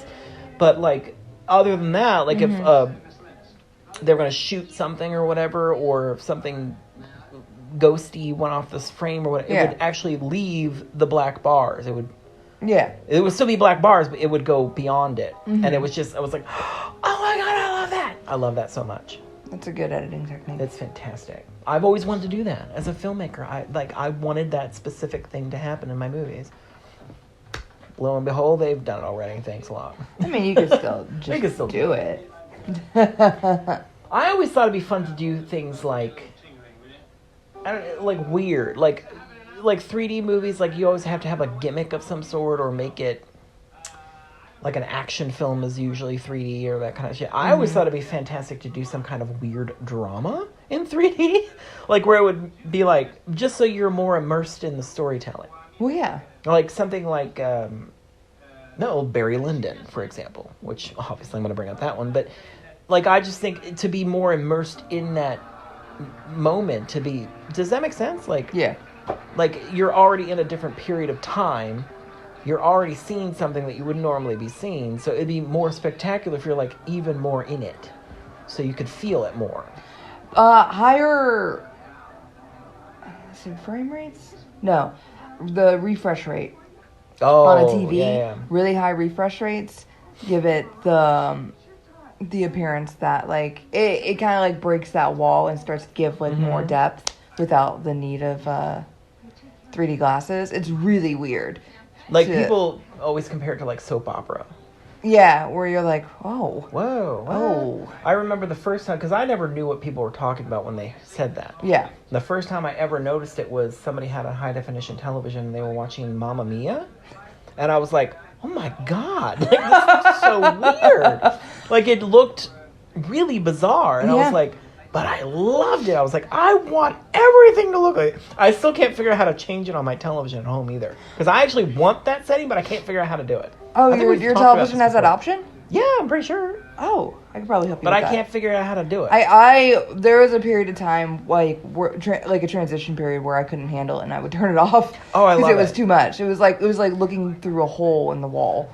Like No, I I hated love it. that. Yeah. Well, and that's the thing. Like when the first time that it really made a difference to me emotionally, which sounds weird, but when I watched, my parents had a television. In fact, I'm pretty sure it's the television that I have now. Yeah. Because I just inherited theirs when they got a new one. But it was Amarcord on Blu-ray, and it was Federico Fellini, and it was like you were there when he was filming it. It was just so spectacular to actually, like, oh my God, like there's the set. Yeah. There's like the people walking on the set. Like it has that tangibility that it made me cry because I was like, I felt like I was there. It was so spectacular. I loved it so much. So that's why I would like it, I think. Like, and that's the only film I ever got to see like that, so I never got to really do much with it. That's why I'm saying, like, I really want that sitting on my damn TV so I can sit and watch, like, all these old films that I love and get a different thing out of it. Something different. Because I do want to rewatch a lot of my old films. Like, I thought about watching Fellini last night. And I was like, but yeah, I've seen them all.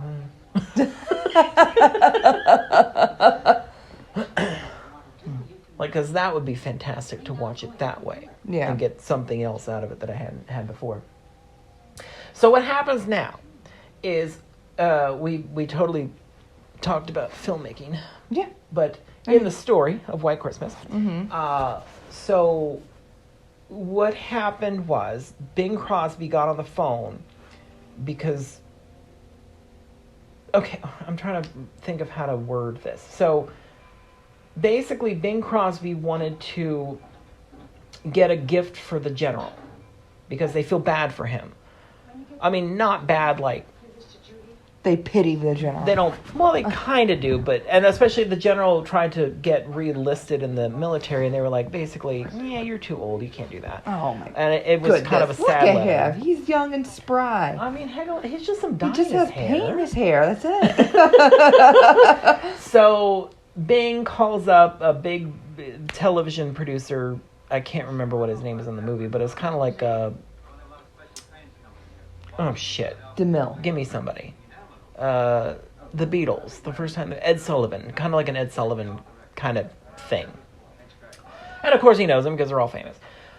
But he called up his Ed Sullivan contact person. He was like, hey, like, we really want to do this thing for the general. Like, you know, can I come on your show and just sing a song? And basically he's trying to get in contact with all the people in their platoon from the war and have them all come out for Christmas and be at the end. Oh, it's going to make me cry because I love it so much. I get emotional. That every was time it's 0 to 60 real quick. Oh, it kills me. I love it. I cry every time. But they want him to do that, and the nosy lady, our sister, the nun, she picks up the phone and hears the wrong part of the conversation, and she also doesn't quite get who's talking. And like I said, she didn't hear the whole conversation, so she only got the part where Ed Sullivan was basically like, hey, yeah, this would be great. We could, like, get everything on the show and get the general on there and, you know, like, basically exploit the general and his sad situation. Yeah. And she had to hang up the phone because somebody was coming in the room. So she only heard that part, and basically Bing Crosby was like, no, that's not what I want to do at all. I just want to come on the show, sing my song, get in touch with the people that know him, and have them be able to contact us. Yeah. And so she didn't hear that part of it. So then she goes off and tells Rosemary Clooney. She's like, "Oh, girl, you're not gonna believe what this motherfucker wants to do with my motherfucking general." And she's like, "Are you fucking kidding my ass? Hells to the no! I ain't involved with all that shit." And basically, but that was the thing is that Ed Sullivan also mentioned like, "Well, this could be a big moneymaker for you guys, for Wallace and Gromit." I was gonna say Wallace and Gromit. Wallace and Davis. That could be a big deal and make a lot of money. And he's like, no, that's not what this is about. But she didn't hear all that part, so she didn't know that that's not what Bing was doing. Right. Anyway, she tells Rosemary. Rosemary's pissed off, so she leaves. She's like, fuck y'all bitches. I'm going to go off and do my own goddamn thing. Yeah. So she goes to an old contact for the Carousel Club in New York, and she's going to be doing some performances there. Anyway, so nobody knows about that yet, but Bing saw her at the train station when she was being dropped off, and he's like, oh my God, what's going on? Why are you leaving? And she's like, because everybody has an angle. Or some such nonsense. Yeah. Now, Vera's getting the letter from Betty. Dear Judy. Dear Judy. We always Good knew that one day close-ups. we'd break up the act. I guess this is it. This is held really long. It's really long. You're meant to read this. Tomorrow Of night course. at 9. Well, no, you missed it, right? Anyway, so Betty basically told her sister, like, hey, girl, I'm out. Outie! Mm-hmm. And, anyway, so, yeah, so... Oh, but wait a minute. So that was the other thing, is that what am I saying? Betty was already pissed, and they were trying to get Betty and Bing together. Mm-hmm. And since they noticed that Betty was kind of standoffish about the whole thing, because nobody knew about this other thing. Yeah. So except for Betty. So Betty was the only one that knew. So they basically were like, well, then we got to come up with a plan to get these two together. And so they got engaged. Danny Kaye and Vera got engaged. Fake engaged. Uh-oh. Supposedly, even though I'm pretty sure they're going to get married anyway. They get fake engaged because she thought, well, Betty doesn't want to, like, get involved with anybody because she still has to take care of me. But if I have somebody take care of me, like a husband, then she doesn't have to worry about me anymore, and she can go off and have a romance with somebody that she wants. Yeah. So that was their plan. Oh, Ed Harrison is the TV person, not Ed Sullivan. There we go. I mean, I knew it was obviously it's supposed to be Ed Sullivan, but not the point. Yeah. So, Go ahead. so anyway, so yeah, they have this fake engagement, and he's like, how dare you do that? Because they basically came clean. Because they thought that this was going to help. So now he's in New York, because he's going to be on the Ed Harrison show. But he's stopping at the Carousel Club, which just happens to be where Our Lady is going to sing a beautiful song. My favorite number in the entire film. Ah. So yeah, so Ed Harrison is supposed to show up and have a meeting with him, but he saw that Betty was going to be performing. He's like, oh shit, so Betty Harrison's going to be here, right? Give me a drink, see? Love that dress too. Look at that dress. It's a good dress. You know what? The two people in Handmaid's Tale remind me of the two main girls here. Oh, I could see that. Mm-hmm. Yeah, she does look like... Oh, you're right. Yeah, and the other one looks like a... I mean, I've never one who seen always that, wears but the thing. I know who you're talking about with this one. Because she's the main girl, right? Yes. Yeah. John's pointing at Rosemary I'm Clooney. sorry. And we're suggesting she looks like... I don't know. What is her name? Michelle something? I don't remember. Hold up. I think Vera Ellen looks like Yvonne, this person here.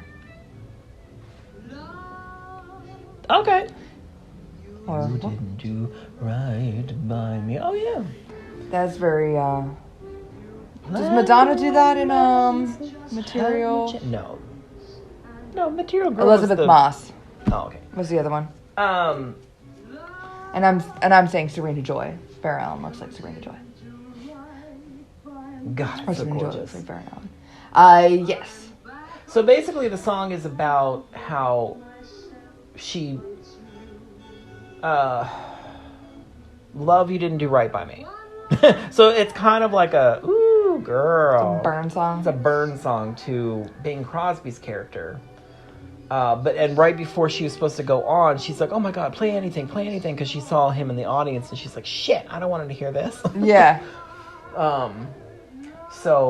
But she's basically admitting that she was in love through the song, but she's pissed off because it didn't go well. It's such a good fucking song. Oh, I love it. And the other orchestration for the other version, it's the exact same vocal, by the way. Like, there's two versions. It has the exact same vocal track, but it has a different instrumentation. So there's the one for the film, and then there's the other one that was, I guess, maybe a single? I'm not really sure. Or maybe it's just on one of her albums at the time. But it has a different orchestration, and it's so good. They're both amazing. But I'm used to both. Because I love them both. I love it all. I love every version. Well, with Rosemary singing. Let's be clear. So this is our dancer's big moment. He gets a lot of screen time with Rosemary. Oh, West Side Story? Yeah, West Side Story guy. There he is. Oh, yeah. She cradles him. No. He's right here. She will cradle him. Well, she already did. It already happened. So, but I love the coloring. She's got a black dress on with the white gloves and a pink curtain behind her. Mm-hmm. All the guys were dressed in black. It's just very striking. Very beautiful. I agree. Now she's going to go out and have to talk to old Bobbykins. Like, God damn it, now I have to admit that I saw you and you saw me. Because it's the polite thing to do, I suppose. So anyway, she still thinks he's coming in here for some angle to get money with Ed Sullivan or whatever. Mm-hmm. So she still doesn't know the actual truth of what's happening. But he's basically explaining that the engagement was phony, and she can come back if she wants. And she's like, oh, hell to the no, bitch, because you still playing a fool for that money. So, yeah. So that's where we're at right now. Right on. Isn't it exciting? Oh, what's this movie? I don't know. I thought it was 90 minutes. I don't know. It's close to the end, though. I know that. Oh.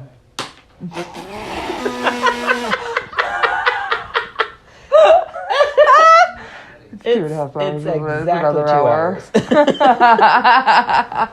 I'm sorry. I didn't realize it was that long. Me neither. It doesn't They're feel never that this long. I feel like this happens a lot where we pick movies and then it's like, I didn't realize it was that long. Yeah, we'll be like 3 hours in and we'll be like, check Which, the runtime. by the way, for all us the listeners, we started this kind of full movie situation for Halloween Because we talked because we too long? did so many movies. Oh, yeah. But and we wanted to get them all out, whatever, during the month. Yeah, we had too many. John and I had decided on like what. We still didn't do all the ones we wanted to do. That's true. There's still a bunch of Halloween films that we didn't do. Yeah. Or horror, Halloween, whatever. Spook. Spooky films. Mm-hmm. Like The Shining. We didn't do The Shining. We did not do The Shining. No. But we will at some point. Anyway. I still haven't seen it. So, oh my God, I can't with this. So... I was waiting for like the right time. So, just for our listeners out there, for after this, we're gonna start doing our part 1 and part 2s again. Yeah. So that you guys don't have these long ass episodes. Yeah, it's where just you the get bored holiday in the middle. season. We're It's the holiday season. Go ahead. So long films go into the feed. Doodle. I don't know. I just made it up. Oh. So anyway, so now the problem with this whole scenario of... Oh, and by the way, now the nosy sister knows the whole story of what's going on. Yeah. But she didn't tell Rosemary. Like, hello, bitch. What the fuck?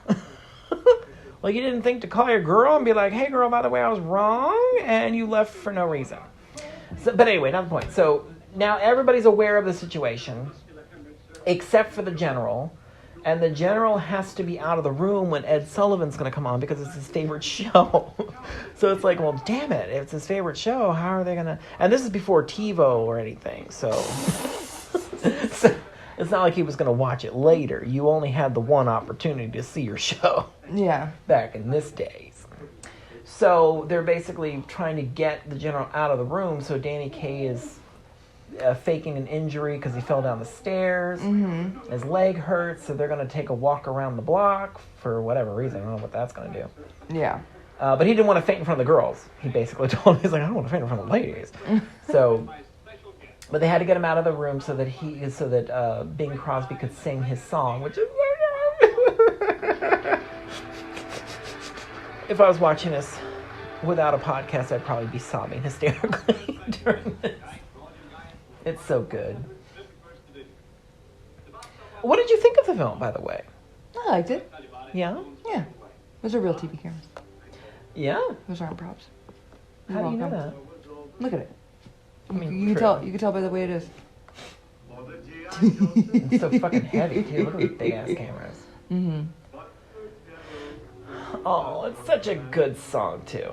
What's the song? It's just a... what do you do with a general when he stops being a general?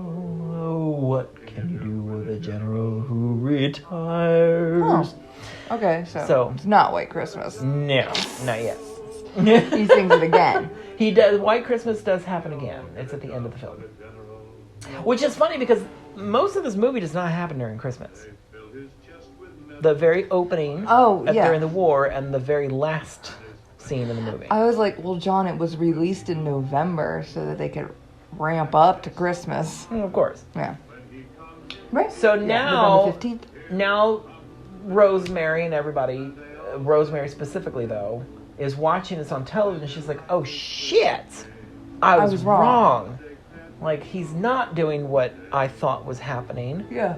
And now I'm mad.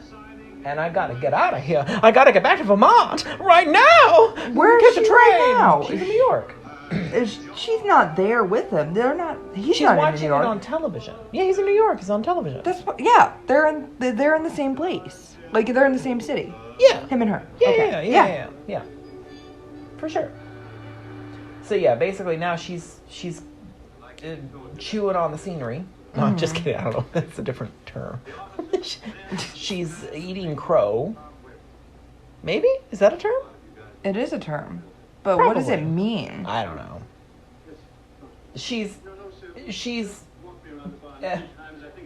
wrong. So she has to fix it. I don't know what that is. Oh, yeah, eating crow. Sure, eating crow. So basically, yeah. So now he's asking all the people from the platoon to go to the. And nobody's getting anything out of it. They're all going to the inn, the Columbia Inn or whatever, so that they can give the best Christmas gift ever to the nicest guy ever. It's very good. And they're calling it Operation Waverly. Oh, goodness. It's so good. And now you see the train station full of people from the war, or from the, whatever you call it, the platoon, arriving with their families, too. Oh, yeah, of course. And that's the thing. I think that's probably one of the best things about this whole movie in general. And it gives you the feeling of, the nostalgic thing, or just the compassion towards something so good. Does that make sense? It gives you the feels. It gives you the feels. People coming together for a greater purpose. Yeah, for something greater than themselves. Yeah. Like on Christmas, which, just so... it didn't have to be Christmas, but it just happens to be Christmas. Christmas Eve. Yeah. And now they're all trying to get their outfits. So they're all dressing up in their old fatigues. In their old... Well, not fatigues. Their dress... What do they call it? Dress... Blues? Dress something? Those aren't blues. They're dress... God, what is it called? I'm not in the military. I don't know. I'm not good at that. Whatever, they're dress-up outfits. Their uniforms or dressy uniforms? The dress-up uniforms, yeah. Not their fatigues, not what they would wear out on the field. They're blues. They're just blues. Well, they're not that blue. would be the Navy. Yeah. Because my dad had those. But Yeah. No. I only knew a person in the Navy. Well, I've known other people in other divisions, but Yeah. I was friends with someone in the Navy, and they had I never asked anybody else about their Yeah. outfits. Which outfit is this now? But anyway, so but the girls also, the sister and the granddaughter of the general, basically... Anne Whitfield. Sure. You're They, welcome. Nobody asked, but that's yeah. Anne Whitfield. They basically made it impossible for the general to show up in anything but his dress uniform, his dress robes, whatever they're called. His gown. His army gown. And he's not very happy about it, but he's like, well, god dang it, why are all my clothes at the cleaners? Yeah, well. So he had to show up in something, because if not, he was going to have to go naked. Yeah. Or in his unders. Ooh, how Which nice. could have been sexy. Oh. This guy. I mean, you know, he's as old as Bing Crosby. That's fine. He is Actually, as old as Bing he's Crosby. kind of a handsome man, isn't he? Younger than Bing Crosby. I'd see him in his underwear. I'd be happy about it. Anyway, so now the big reveal. Oh, here it is. Here we go. Oh. Don't watch, John. You're just gonna cry. I'm just gonna cry. It's so good. He's there. He sees everybody. They're applauding him. It's Well, he doesn't emotional. even see everybody yet. He just sees some of the people from his platoon, and they're all giving him a standing ovation. Mm-hmm. And then he sees a big cake for him. He looks a little confused. Oh yeah. But you can see the tears forming Well, in he his was in eyes. he was in a dying business. Yeah. Oh, God, it's good. It's all right. Oh, shut up. Look how Oh, big those candles are. the division. Oh, look, there's the hot dude from the beginning. Oh yeah, his right hand fellow. Yeah, right hand man. Give me the right hand. And they use the same set. Now they're using, yeah, now they're all they're all coming out, and he sees his whole platoon. Mm-hmm. Oh God, it's good. Woo. And yeah, they sing the song they sang in the beginning about how Yeah. they loved their general. You're the son of a soldier of them all. Yeah. Which is also such a him, especially soft when he song. keeps us on We the love ball. him. Well, Yeah. they do. well, yeah, but it's not. You know. Oh, it's so good. Oh, Oh, there it is. ooh. But yeah, that definitely looks like the same set they used Oh, before, and just kind of like The dolled it up to demolished make it look sand. a little Aw. faker. Yeah. Now he's gonna go and inspect the troops, because that's what he would do. Mm-hmm. Yeah, they fall into routine. Oh God, it's so good. He's giving his Yeah. speech that he would if they were still in the military. Yeah. Like some of you guys are not dressed completely right. Yeah. Your Which, appearance is a hello. disgrace. You're sloppy. Oh. And I've never seen anything so wonderful in all my life. Oh, it's good. Ooh. I told you it's one of my favorite films. Well, it's fine because I'm about to cry too. Oh. I couldn't.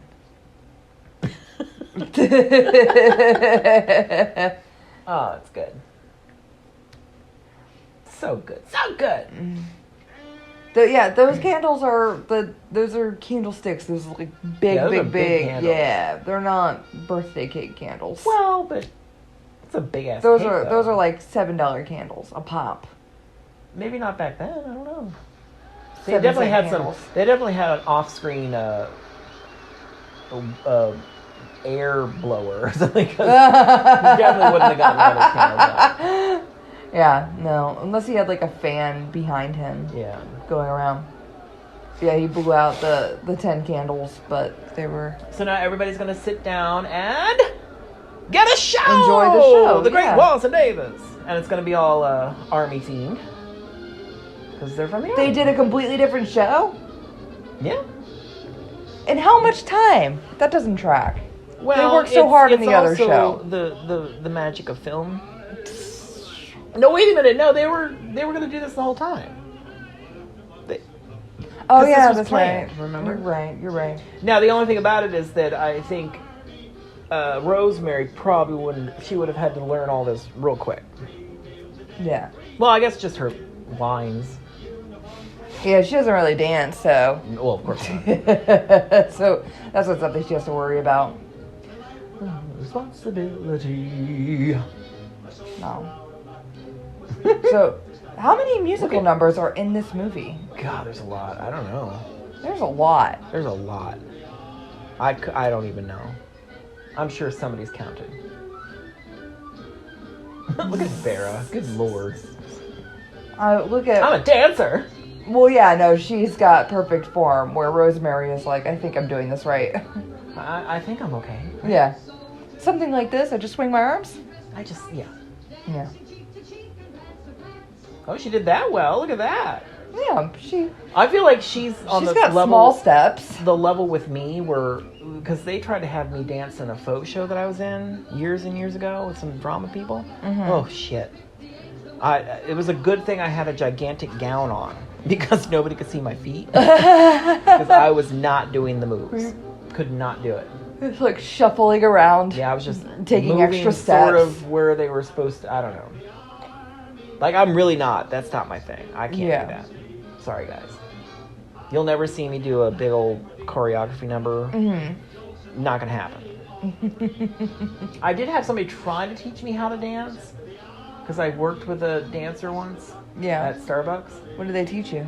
She tried to teach me. The can. No. God. Can you imagine? I could probably do that. Kick my leg up. Maybe a salsa, maybe? Okay. Something like that. And I was just like, oh, girl, it's never going to work. It's like a little square. I mean, you say that, but... With longing in their eyes. I love it. They've got the not fat suits, but they're like cutout situation. Yeah, like they popped up from the stage and they stand behind it, like one of those things you would take a picture with. Yeah. Somewhere. More elaborate though. Yes. Not a more wood cutout. detail. Yeah. I would say some of that is wood. Oh, so now the general's goodness. being whispered at, like, hey, you gotta come see this. It's snowing.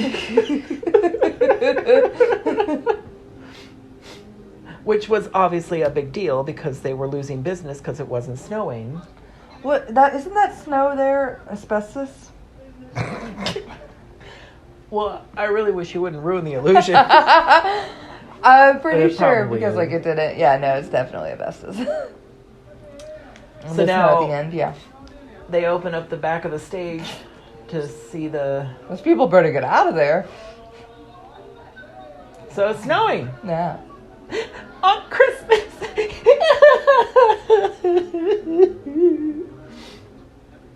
So now they're going to do the big number. We're at the end, right? White Christmas? Yeah, this is the end of the movie. I love that his suit has red his red suit has red snowflakes on it. Red sequence snowflakes. Uh-oh.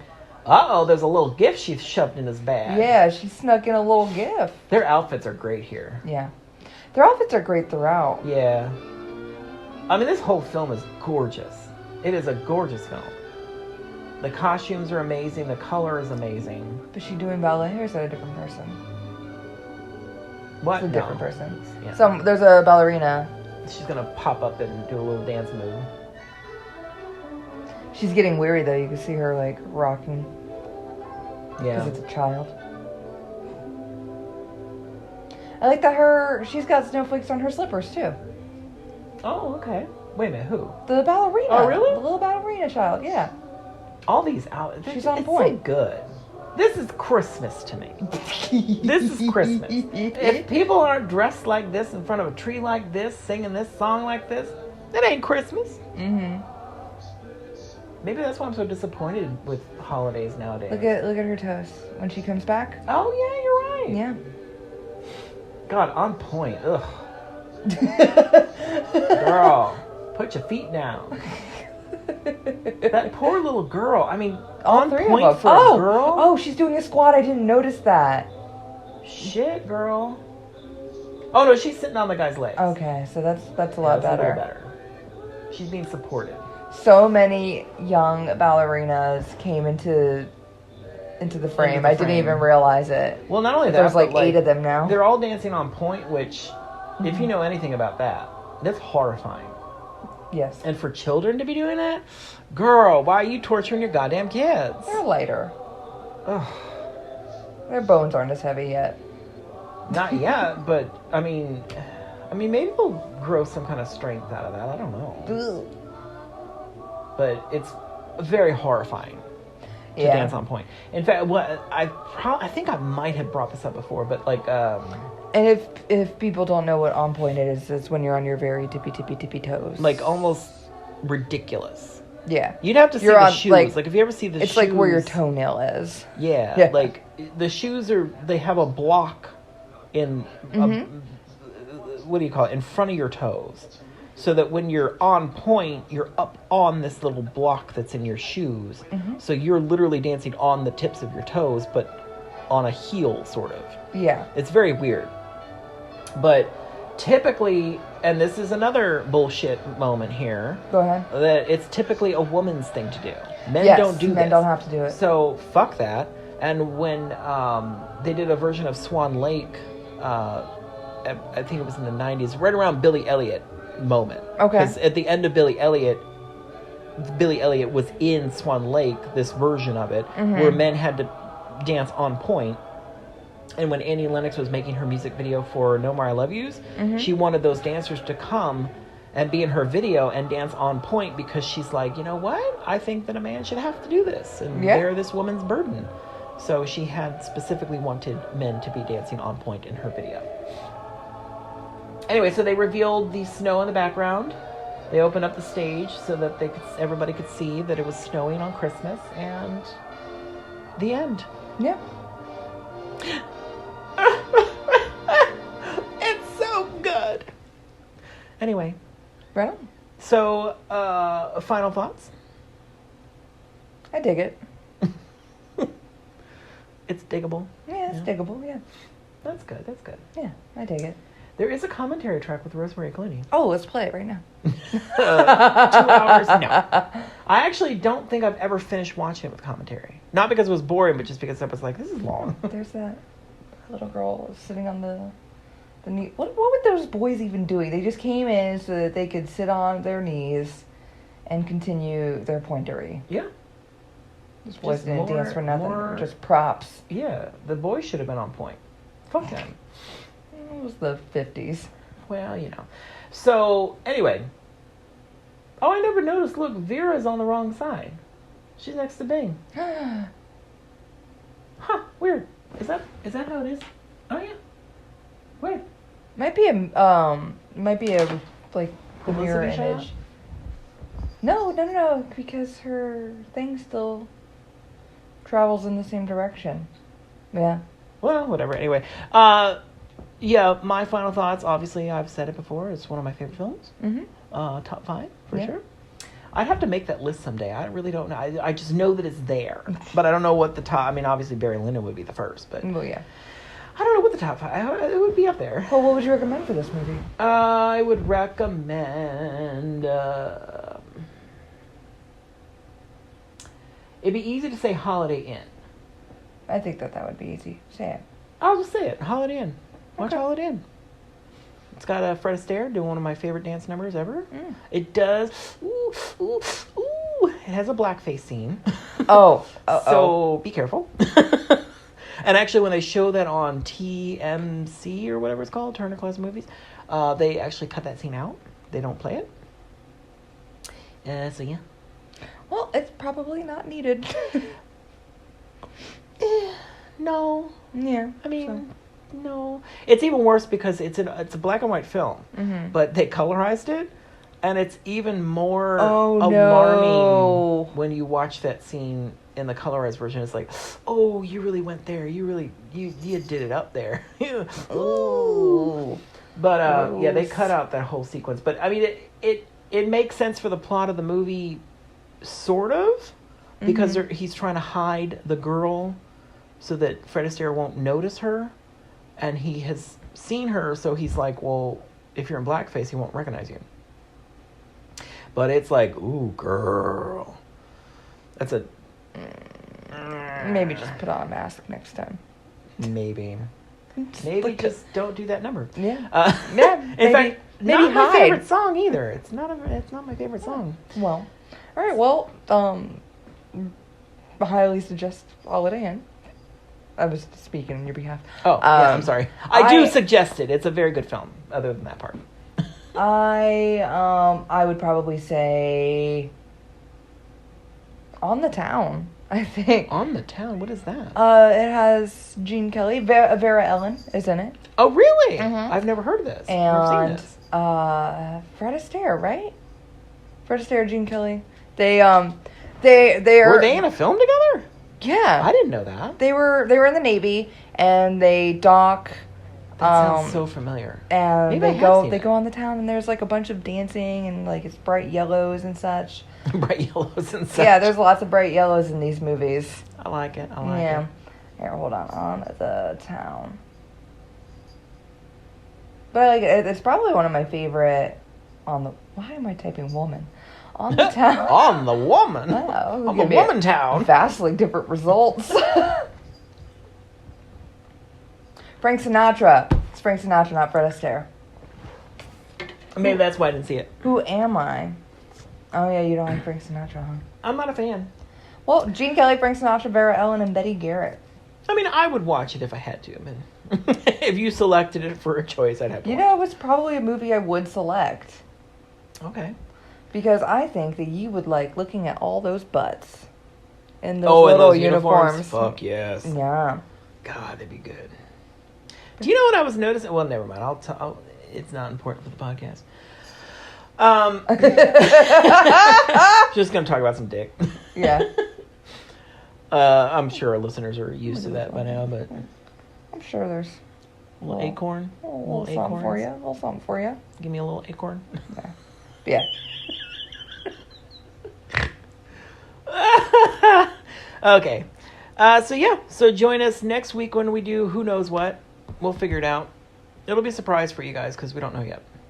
Right on. Unless you do. I don't know. It's your choice. But whatever. It just decides on the town. It's a surprise. Oh, is it really? No. Oh. Anyway, but like I said, starting next week, we'll be doing part 1 and part 2 again. Mm-hmm. So you'll get it spread out a little bit so it won't be quite as exhausting to listen to us for a long ass time. I mean, you do have the choice to you could pause. Of course. And come back later. That's true. That's very true. You can always do that. I've actually done that with us before. Yeah, when I listened to it later, I was like, I'll finish this later. Anyway, so yeah. So we'll, So keep, follow us on Instagram, One Foot Podcast. Email us at onefootpodcast@gmail.com. Yes, and... rate, subscribe, review. Oh, yes, do that too. And whoever's sharing us... I don't know if we have this weird notification situation on our Facebook page that somebody's sharing something somewhere, but I'm not exactly sure where or what. But we're getting a lot of notifications, so thank you, I guess. Yeah, thanks for that. Yeah. And have a good New Year time. Bye-bye. Love you, didn't do right by me.